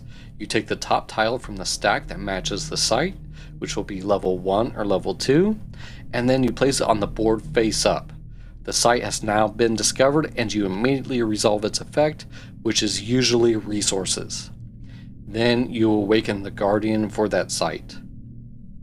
You draw the top tile from the guardian stack and place it face up on the site tile, and the guardian doesn't affect you immediately. However, at the end of the round you'll gain a fear card when you take your archaeologist back from a site that has a guardian on it still. So to avoid this, you may try to overcome the guardian as a main action on a later turn, or you might be able to escape the guardian with the help of certain cards that allow you to move your archaeologist or the guardian. And once your archaeologist is gone or removed from that site, for example, in a later round, the discovered site is another place archaeologists can be sent to dig rather than discover. And the cost printed on the board applies only when you discover these sites, not when you dig, so you'll just need to pay the travel icons to go back there. And you can send archaeologists to dig at a site that still has a guardian, but returning from such a site at the end of the round gives you a fear card as usual, even if you were not the one who awoke the guardian. Which brings us to talking about overcoming the guardians, which is another main action. Day 13. Ruby is a jaunty bird and I'm glad we have her. She finds the most interesting things.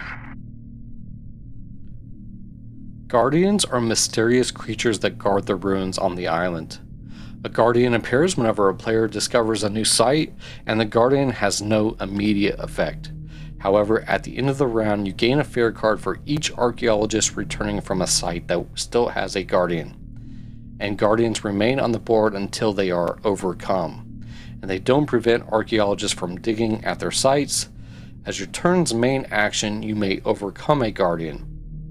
You must have an archaeologist on the guardian site, and the steps to overcome the beast are: first, pay the cost depicted at the bottom of the guardian tile, which is usually resources but can also be travel icons, and then remove the guardian from the board and keep it by your player board face up. And you can also overcome guardians for free from other effects in the game, so let's quickly talk about this. This is from a guardian symbol with a green check mark, and this effect allows you to overcome a guardian on a site where you have an archaeologist without paying the cost. However, the effect itself may have a cost, which you must still pay.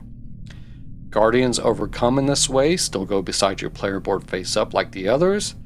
And another quick gameplay tip is, in some situations it can be very important to overcome a guardian and avoid its fear card, but in other situations you can get more points by saving those resources for the research track. So don't feel compelled to overcome every guardian you awaken. These guardians are worth 5 points, like we said, but you also get to use them for a boon. So let's touch on using a guardian's boon, which we mentioned earlier during the free actions. And then, having overcome the guardian, you've earned its respect, and it can grant you the boon depicted in the upper right corner. The boon can be used once during the game on any of your turns, which are similar effects to the others in the game. And then after using the boon, turn the guardian face down to show that the boon can't be used again. And some boons are travel values that can be used to pay for travel costs, just like spending cards from your hand.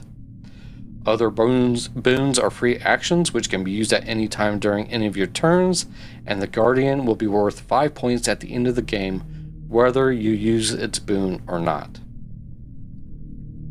Okay, so we now know how to buy and play cards, and dig and discover sites and overcome those Guardians. Let's use the information we've gained and apply this to our research, which is done by moving up the research track. Day 14. A shattered spear, some lines of text. Each lends meaning to the other. I take the time to contemplate these clues to Arnak's past. We have discovered such wonders today. Who knows what we shall find tomorrow? A research action moves one of your research tokens up the next row of the research track, which is that temple track on the right of the board. First, you'll decide which research token to move, and if your notebook is below your magnifying glass, you may move either token. However, your notebook must never move to a row above your magnifying glass. And this is thematically easy to remember. First you discover something, then you write it down. Then you choose a space to move into. You can only move up into a space that's connected to your current space, and sometimes this leaves you with only one choice. And also, don't worry about other research tokens. Multiple tokens can share the same space. Then you must pay the cost and move it into the space, and the cost is printed on the bridge connecting your old space with your new space. And lastly, you gain the results of your research. You take a bonus tile if the space has a face-up research bonus tile, and immediately gain the depicted bonus and remove the bonus tile from the game. And only the first player to reach that space gets the bonus. Then you have row effects, which all players always resolve the rows effect. The effect depends on whether you moved your magnifying glass or your notebook, as depicted on the end of the row, and you can ignore the points for now, but those points will be scored at the end of the game based on where your tokens end up. You're allowed to resolve the rows effect before using the bonus tile if you want, but you have to remember that costs must be paid before any rewards are gained. So what happens if you reach the top of the research track? This is the Lost Temple. So let's talk about that mysterious temple we've been searching for. When your magnifying glass reaches the top row of the research track, you have discovered the Lost Temple, and unlike the other rows, you get more points if you get here earlier. So place your magnifying glass on the remaining empty space worth the most points, then take a bonus tile. You'll look through the stack of face down tiles and choose one, and then you return the others. There are just enough for everyone, so the sooner you get there, the more options you have to choose from. It isn't possible to move your notebook token to the Lost Temple row, so it'll just stop just below the temple if you get it that far. So once you've found the Lost Temple, you can use later research actions to discover Arnak's stories. If you choose to research with your magnifying glass when it's already in the Lost Temple, instead of paying to advance the token, you pay to take one temple tile from any one of the stacks. At the bottom of the temple, there are 3 different costs you can pay, and each stack of tiles has a particular combination of cost, and tiles in each stack are limited, and you can't buy tiles from a stack that is empty, obviously. So maybe you'll become one of those players who can score one of the 11-point tiles. So a big part of this game is trying to extend the length of your round by cleverly managing your resources, but you'll eventually reach a point where you can't, or it's just not advantageous to take another action. This brings us to the last action you can do, which is passing.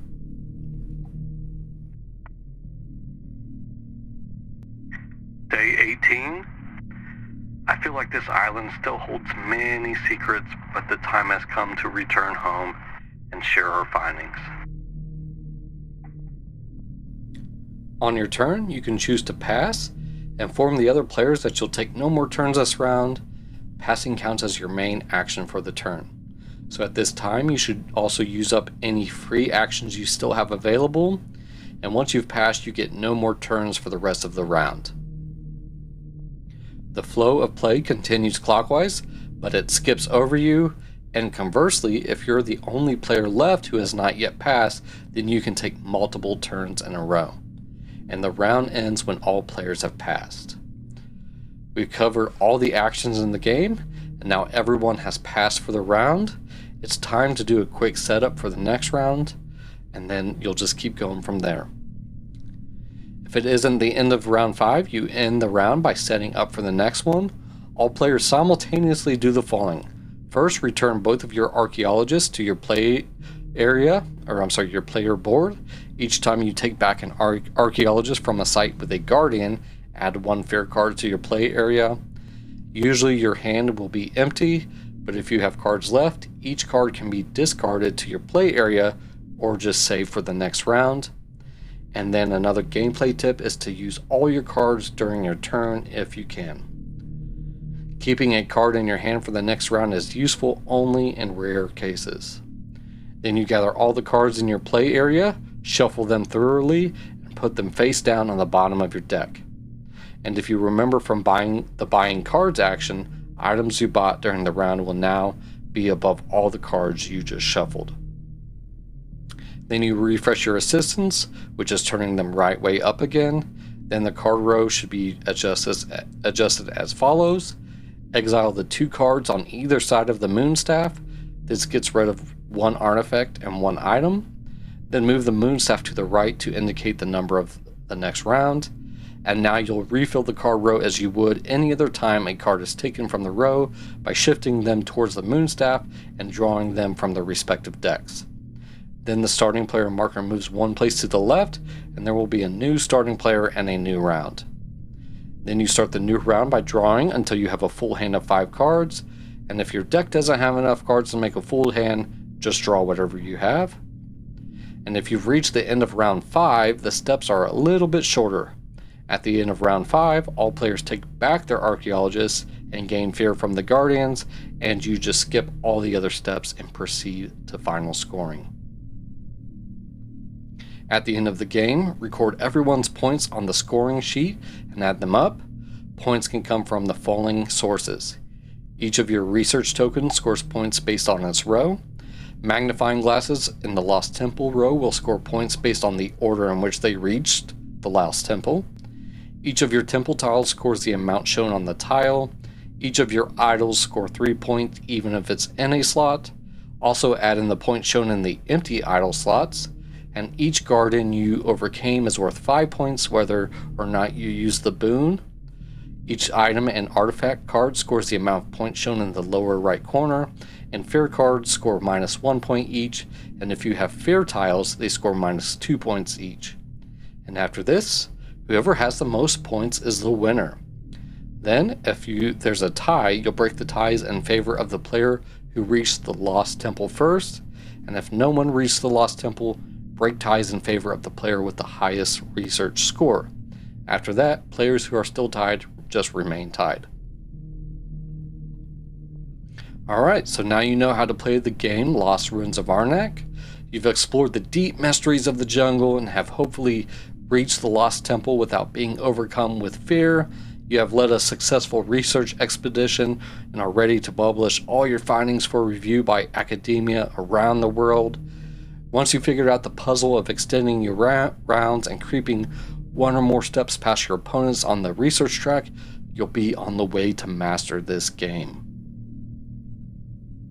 Let's talk about those mechanisms we found in the gameplay and see if they give you the feeling of being an archaeologist and a famous explorer.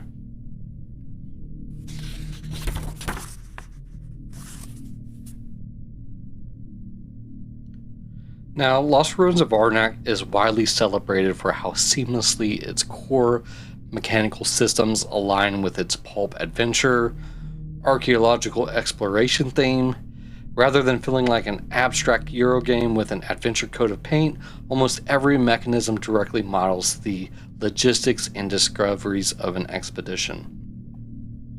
The mechanisms I want to focus in are the worker placement as the jungle exploration, the multi-use cards and the deck building as expedition supplies, then the fear as hazards and deck pollution, and the research track as fieldwork and documentation. So let's start with the worker placement mechanism. The mechanism is the worker placement aspect, and in Arnak, placing a worker isn't just taking an action, it represents sending an archaeologist out into the unknown.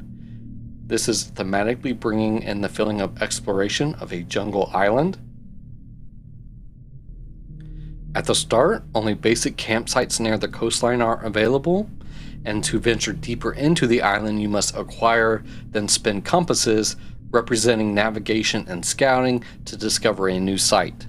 And to send an archaeologist anywhere you must pay travel icons, which are the thematic boots, jeeps, boats, or planes, and the deeper or more remote the site, the higher the logistical cost to get there. Then you have the awakening of the guardians as you explore deeper into the jungle. Opening a new site awakens a mythical guardian, and this captures the classic adventure trope, which is uncovering ancient sites, and it unleashes ancient guardians or environmental hazards that must be overcome before the end of the round.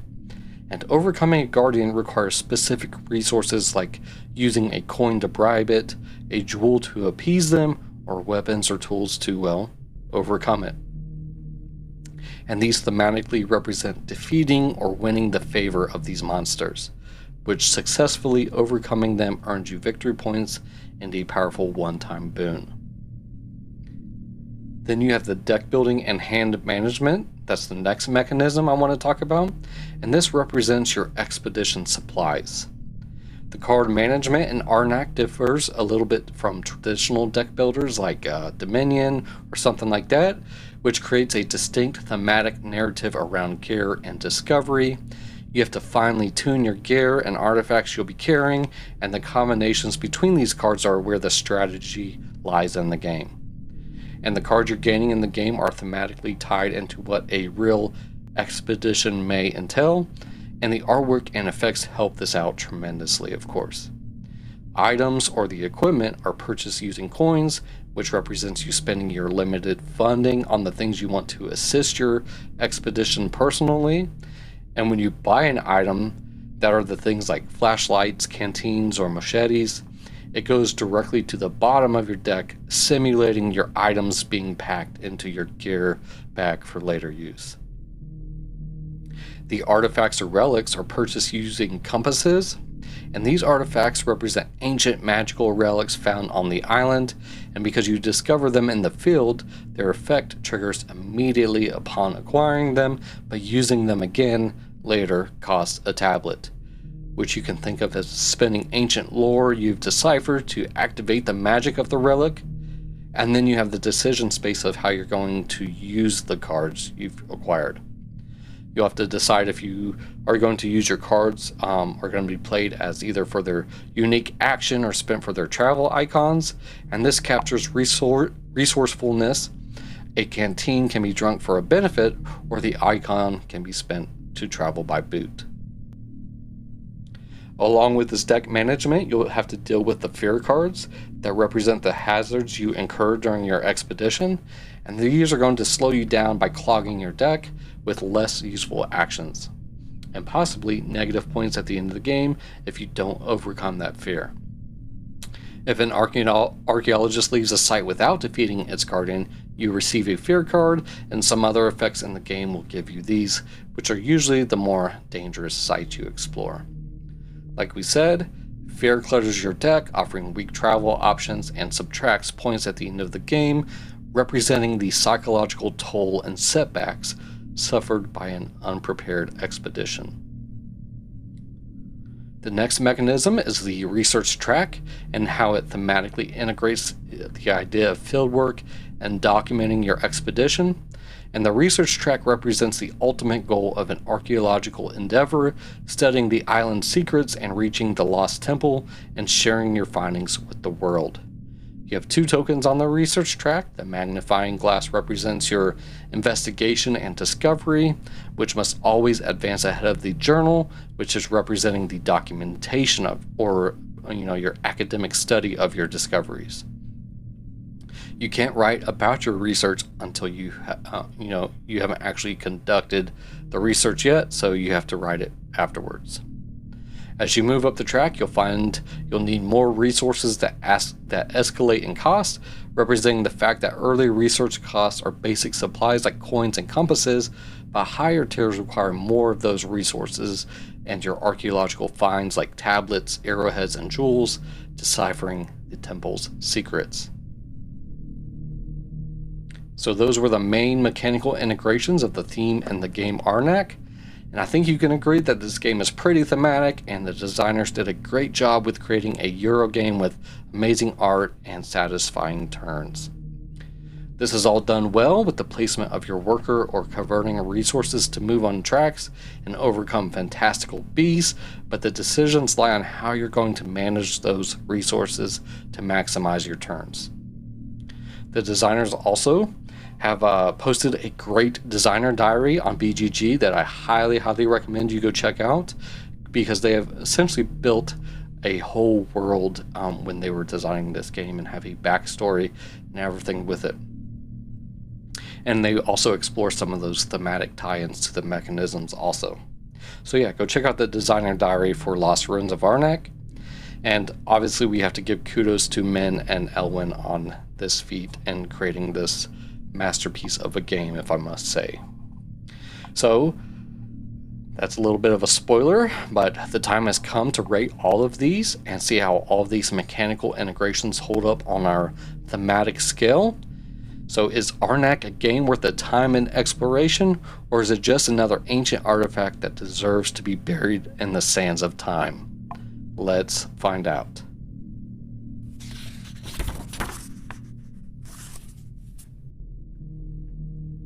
Every episode, we wrap up by placing our game on the thematic scale. We tie all the things we talked about together and weigh in on how well the game's design actually meets the theme. The thematic scale ranges from 1 to 5 for mechanical integration. This is how well the mechanisms bring out the theme in the game. Then we look at the component immersion. This looks at how well the components function and if they help you bring you into the theme. Then narrative evolution, how well does the game encourage players to bring the story to life? Then flavor text impact, did the designer include any flavor text or art to help the theme come out? The thematic decisions, what about the decision space? Do the decisions you make match what it actually would feel like in the world of the game? Then the tension and pacing, does the flow of the game keep the players engaged in the theme? And then the science and history accuracy, my personal favorite of the categories, and we're going to judge if the game stays true to the facts. And finally, the overall score, which leans more on my just overall enjoyment of the gameplay, but still deserves a spot on the scale. And then we'll round this all out with the final weigh-in by taking the average of all these and give us the actual rating of the theme to mechanics. So, for mechanical integration, the core mechanisms closely mirror exploration in my opinion, especially for a Euro game. The worker placement simulates sending archaeologists to dig sites, and the sites gradually get tougher as you get deeper into the jungle. The research track uses the 2 tokens we talked about, where the magnifying glass represents the discovery, and this must always move before the notebook, which represents the academic documentation. Then you have the mechanical integration of the deck building, representing packing gear into an expedition backpack. This is going to be a 4 for the mechanical integration, because I find the mechanisms deeply immersive as far as the theme goes. So yeah, that's the mechanical integration, and I'm coming in at a 4. This brings us to the component immersion, and the components in this game are great, especially the tablets and the arrowheads and the jewels. These custom tokens feel representative of their roles, like the gold coins for funding your expedition, and the compasses for navigation and time spent, and then the tablets for deciphering ancient scripts, and arrowheads for the weapons, and red jewels for sacred talismans. And the art and graphic design on the board itself does a great job of visually scaling from your camps with supply tents at the coast to the deep jungle ruins and the temple in the center. You also have the archaeologist meeples that are in the shape of your usual, explorer tropes with a fedora. And again, the graphic design across all these components, like the idols, the assistants, and the card art, are just fantastic. So this is another 4 for being deeply immersive as far as the components, especially like I mentioned earlier, for a retail edition of a game. I will say for its time period and what we're used to as games, you got to think this game came out 6 years ago, and they keep supporting this game, of course, and these components are fantastic, and the art and graphic design is just awesome for a game that's kind of in that transition from the old Euro brown looking style games to now the newer more thematic and colorful games. So yeah, that was a 4 for being a deeply immersive game as far as the components. Now let's talk about the narrative evolution. I'm torn between a 3 and a 4 on this for narrative evolution, but I think we're going to give this another 4. This is one of the best worker placement games in my opinion. It kind of builds a story as you take your actions. You're exploring uncharted sites where you draw random site tiles and then awaken mythical guardians like spiders, dragons, and scorpions like we mentioned. And this in itself brings, an excitement and narrative as you're exploring the unknown. Then you have the decision of whether to fight a guardian or ignore it and increase your fear to be dealt with later. So yeah, these are all building that story of like, oh, I'm out here discovering the site. What did I just reveal as the guardian? I'm thinking that's telling a story, especially as you go deeper into the jungle and then your actions get a little tougher as far as overcoming those guardians. So all of these create an emergent organic story moment or moments on each expedition, in my opinion. And then next we're going to talk about the flavor text impact. The flavor text impact is coming through that graphic design I mentioned, but most importantly, the card art of the items and relics you're finding as you explore the island. You also have flavor text and thematic lore entries such as the expedition diary in the rulebook, which was those touch of thematic notes as I went through the rules, and this establishes rich pulp adventure framing without bogging down smooth table flow or the card readability. So I'm going to give flavor text a 3 for the art and for how well it was done for a Euro game. And then we have the thematic decision integration. We have those decisions in the game, and the decisions force you to plan like an expedition leader. You must balance spending coins on new gear versus spending compasses to push deeper into uncharted territory, and finding helpful artifacts while weighing the risk of gaining fear cards, which brings the psychological setback you may find on a real expedition. For example, when leaving a guardian unconfronted. So the thematic decisions are going to also come in at a 4 for this one on the thematic scale for how immersive those decisions are. Now we're going to get into the tension and pacing, which I want to mention here that when you play this game, you'll quickly find out that your turns escalate as the game flows through the 5 rounds. And during the first round, you're limited on what you can do. But once you're into the later rounds, you're pulling off, ridiculous amounts of turns that spiral into more satisfying actions and so on. And this is one of my favorite aspects of this game. That satisfying turn where you realize you can exchange one resource to open up 3 more possible turns, or you get your hands on that perfect artifact or item card that has now opened your round even longer. So the 5-round timeline is tracked by the moon staff, which also creates escalating tension because as the staff moves, the card market shifts from mostly equipment to mostly artifacts in the later game, reflecting the expedition's transition from early prep work to late game ancient discoveries. And the turns are quite snappy in this game, but the planning can be a cause for some AP though, especially if you have people that need to calculate every single turn ahead of time and do the math of what resources are going to turn into another and yada yada. So this game is not for those that are AP prone, but the tension and pacing in this game is another winner for me. So that's coming in at a 4 also, just because how satisfying it is in those later rounds where you're just getting to do so many more actions. I just think it feels great in general, and brings that theme out of exploring the jungle and getting more efficient as you go through. Next, we have the history and science accuracy, and I'm going to give the history and science accuracy a 3 for generally matching the theme.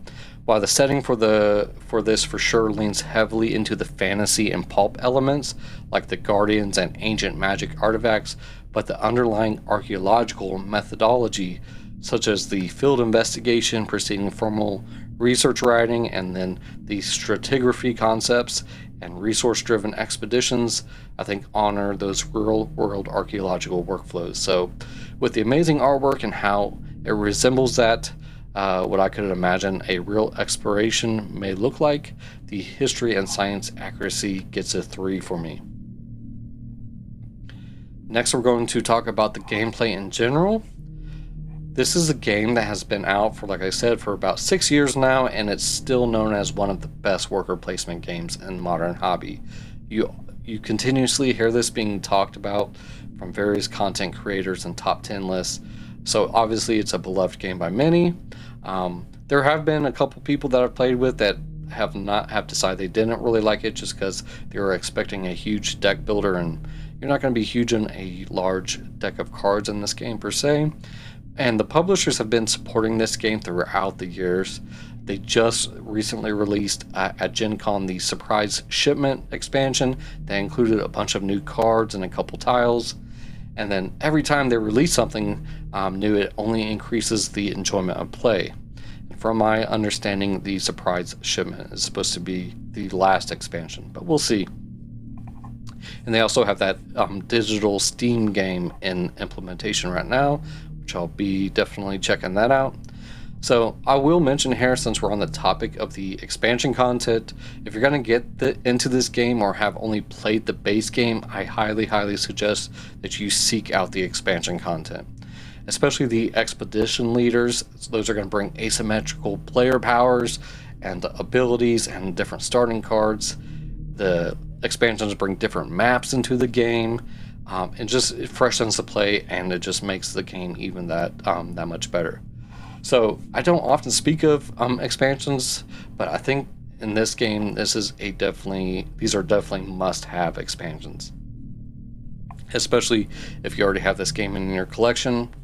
So this game brings that exceptional tactical puzzle of trying to extend those rounds and best use your resources, while also featuring multi-use cards and a fun deck building aspect. So this game is fantastic, and I think it's a collection must-have. So if you're in the modern board game hobby, I definitely think this should be in your collection. So this is getting a 5 out of 5 for me for gameplay. I love playing this game.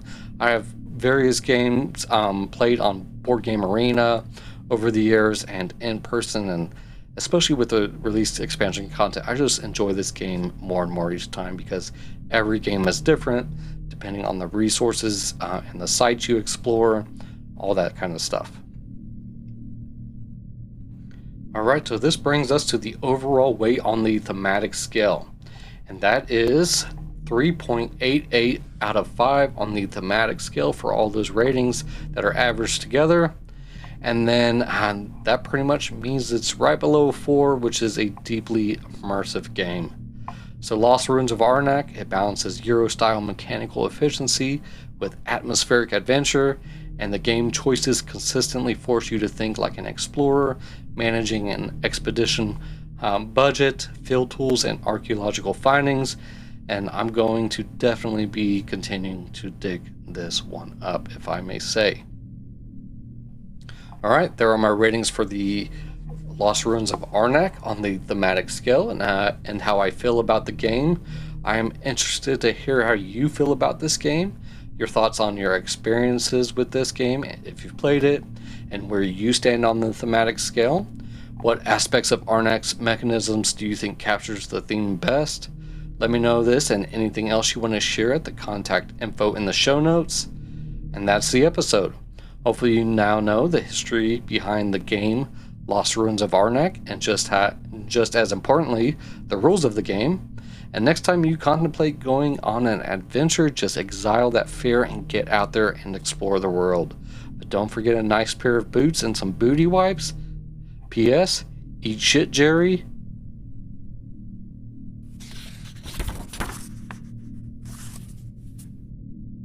And that's going to be it for today on the periodic table of components. If you enjoyed your time here today, please hit that follow button on Spotify, Apple Podcasts, or wherever you listen to your podcast. It really helps the show grow. If you want to engage with me or anybody else, just share your thoughts. Feel free to leave a comment. If you want to help the show grow, I'd appreciate it if you left a positive review. And you can find me out there on all the socials on the internet at Periodic Table Pics on Instagram, where I periodically post pictures of the games I'm playing, the Periodic Table of Components on Facebook, and TPTOC podcast on Blue Sky. And then feel free to engage with me on Board Game Geek and join the Guild 4671. And you can find any further information regarding this episode and the podcast in the show notes.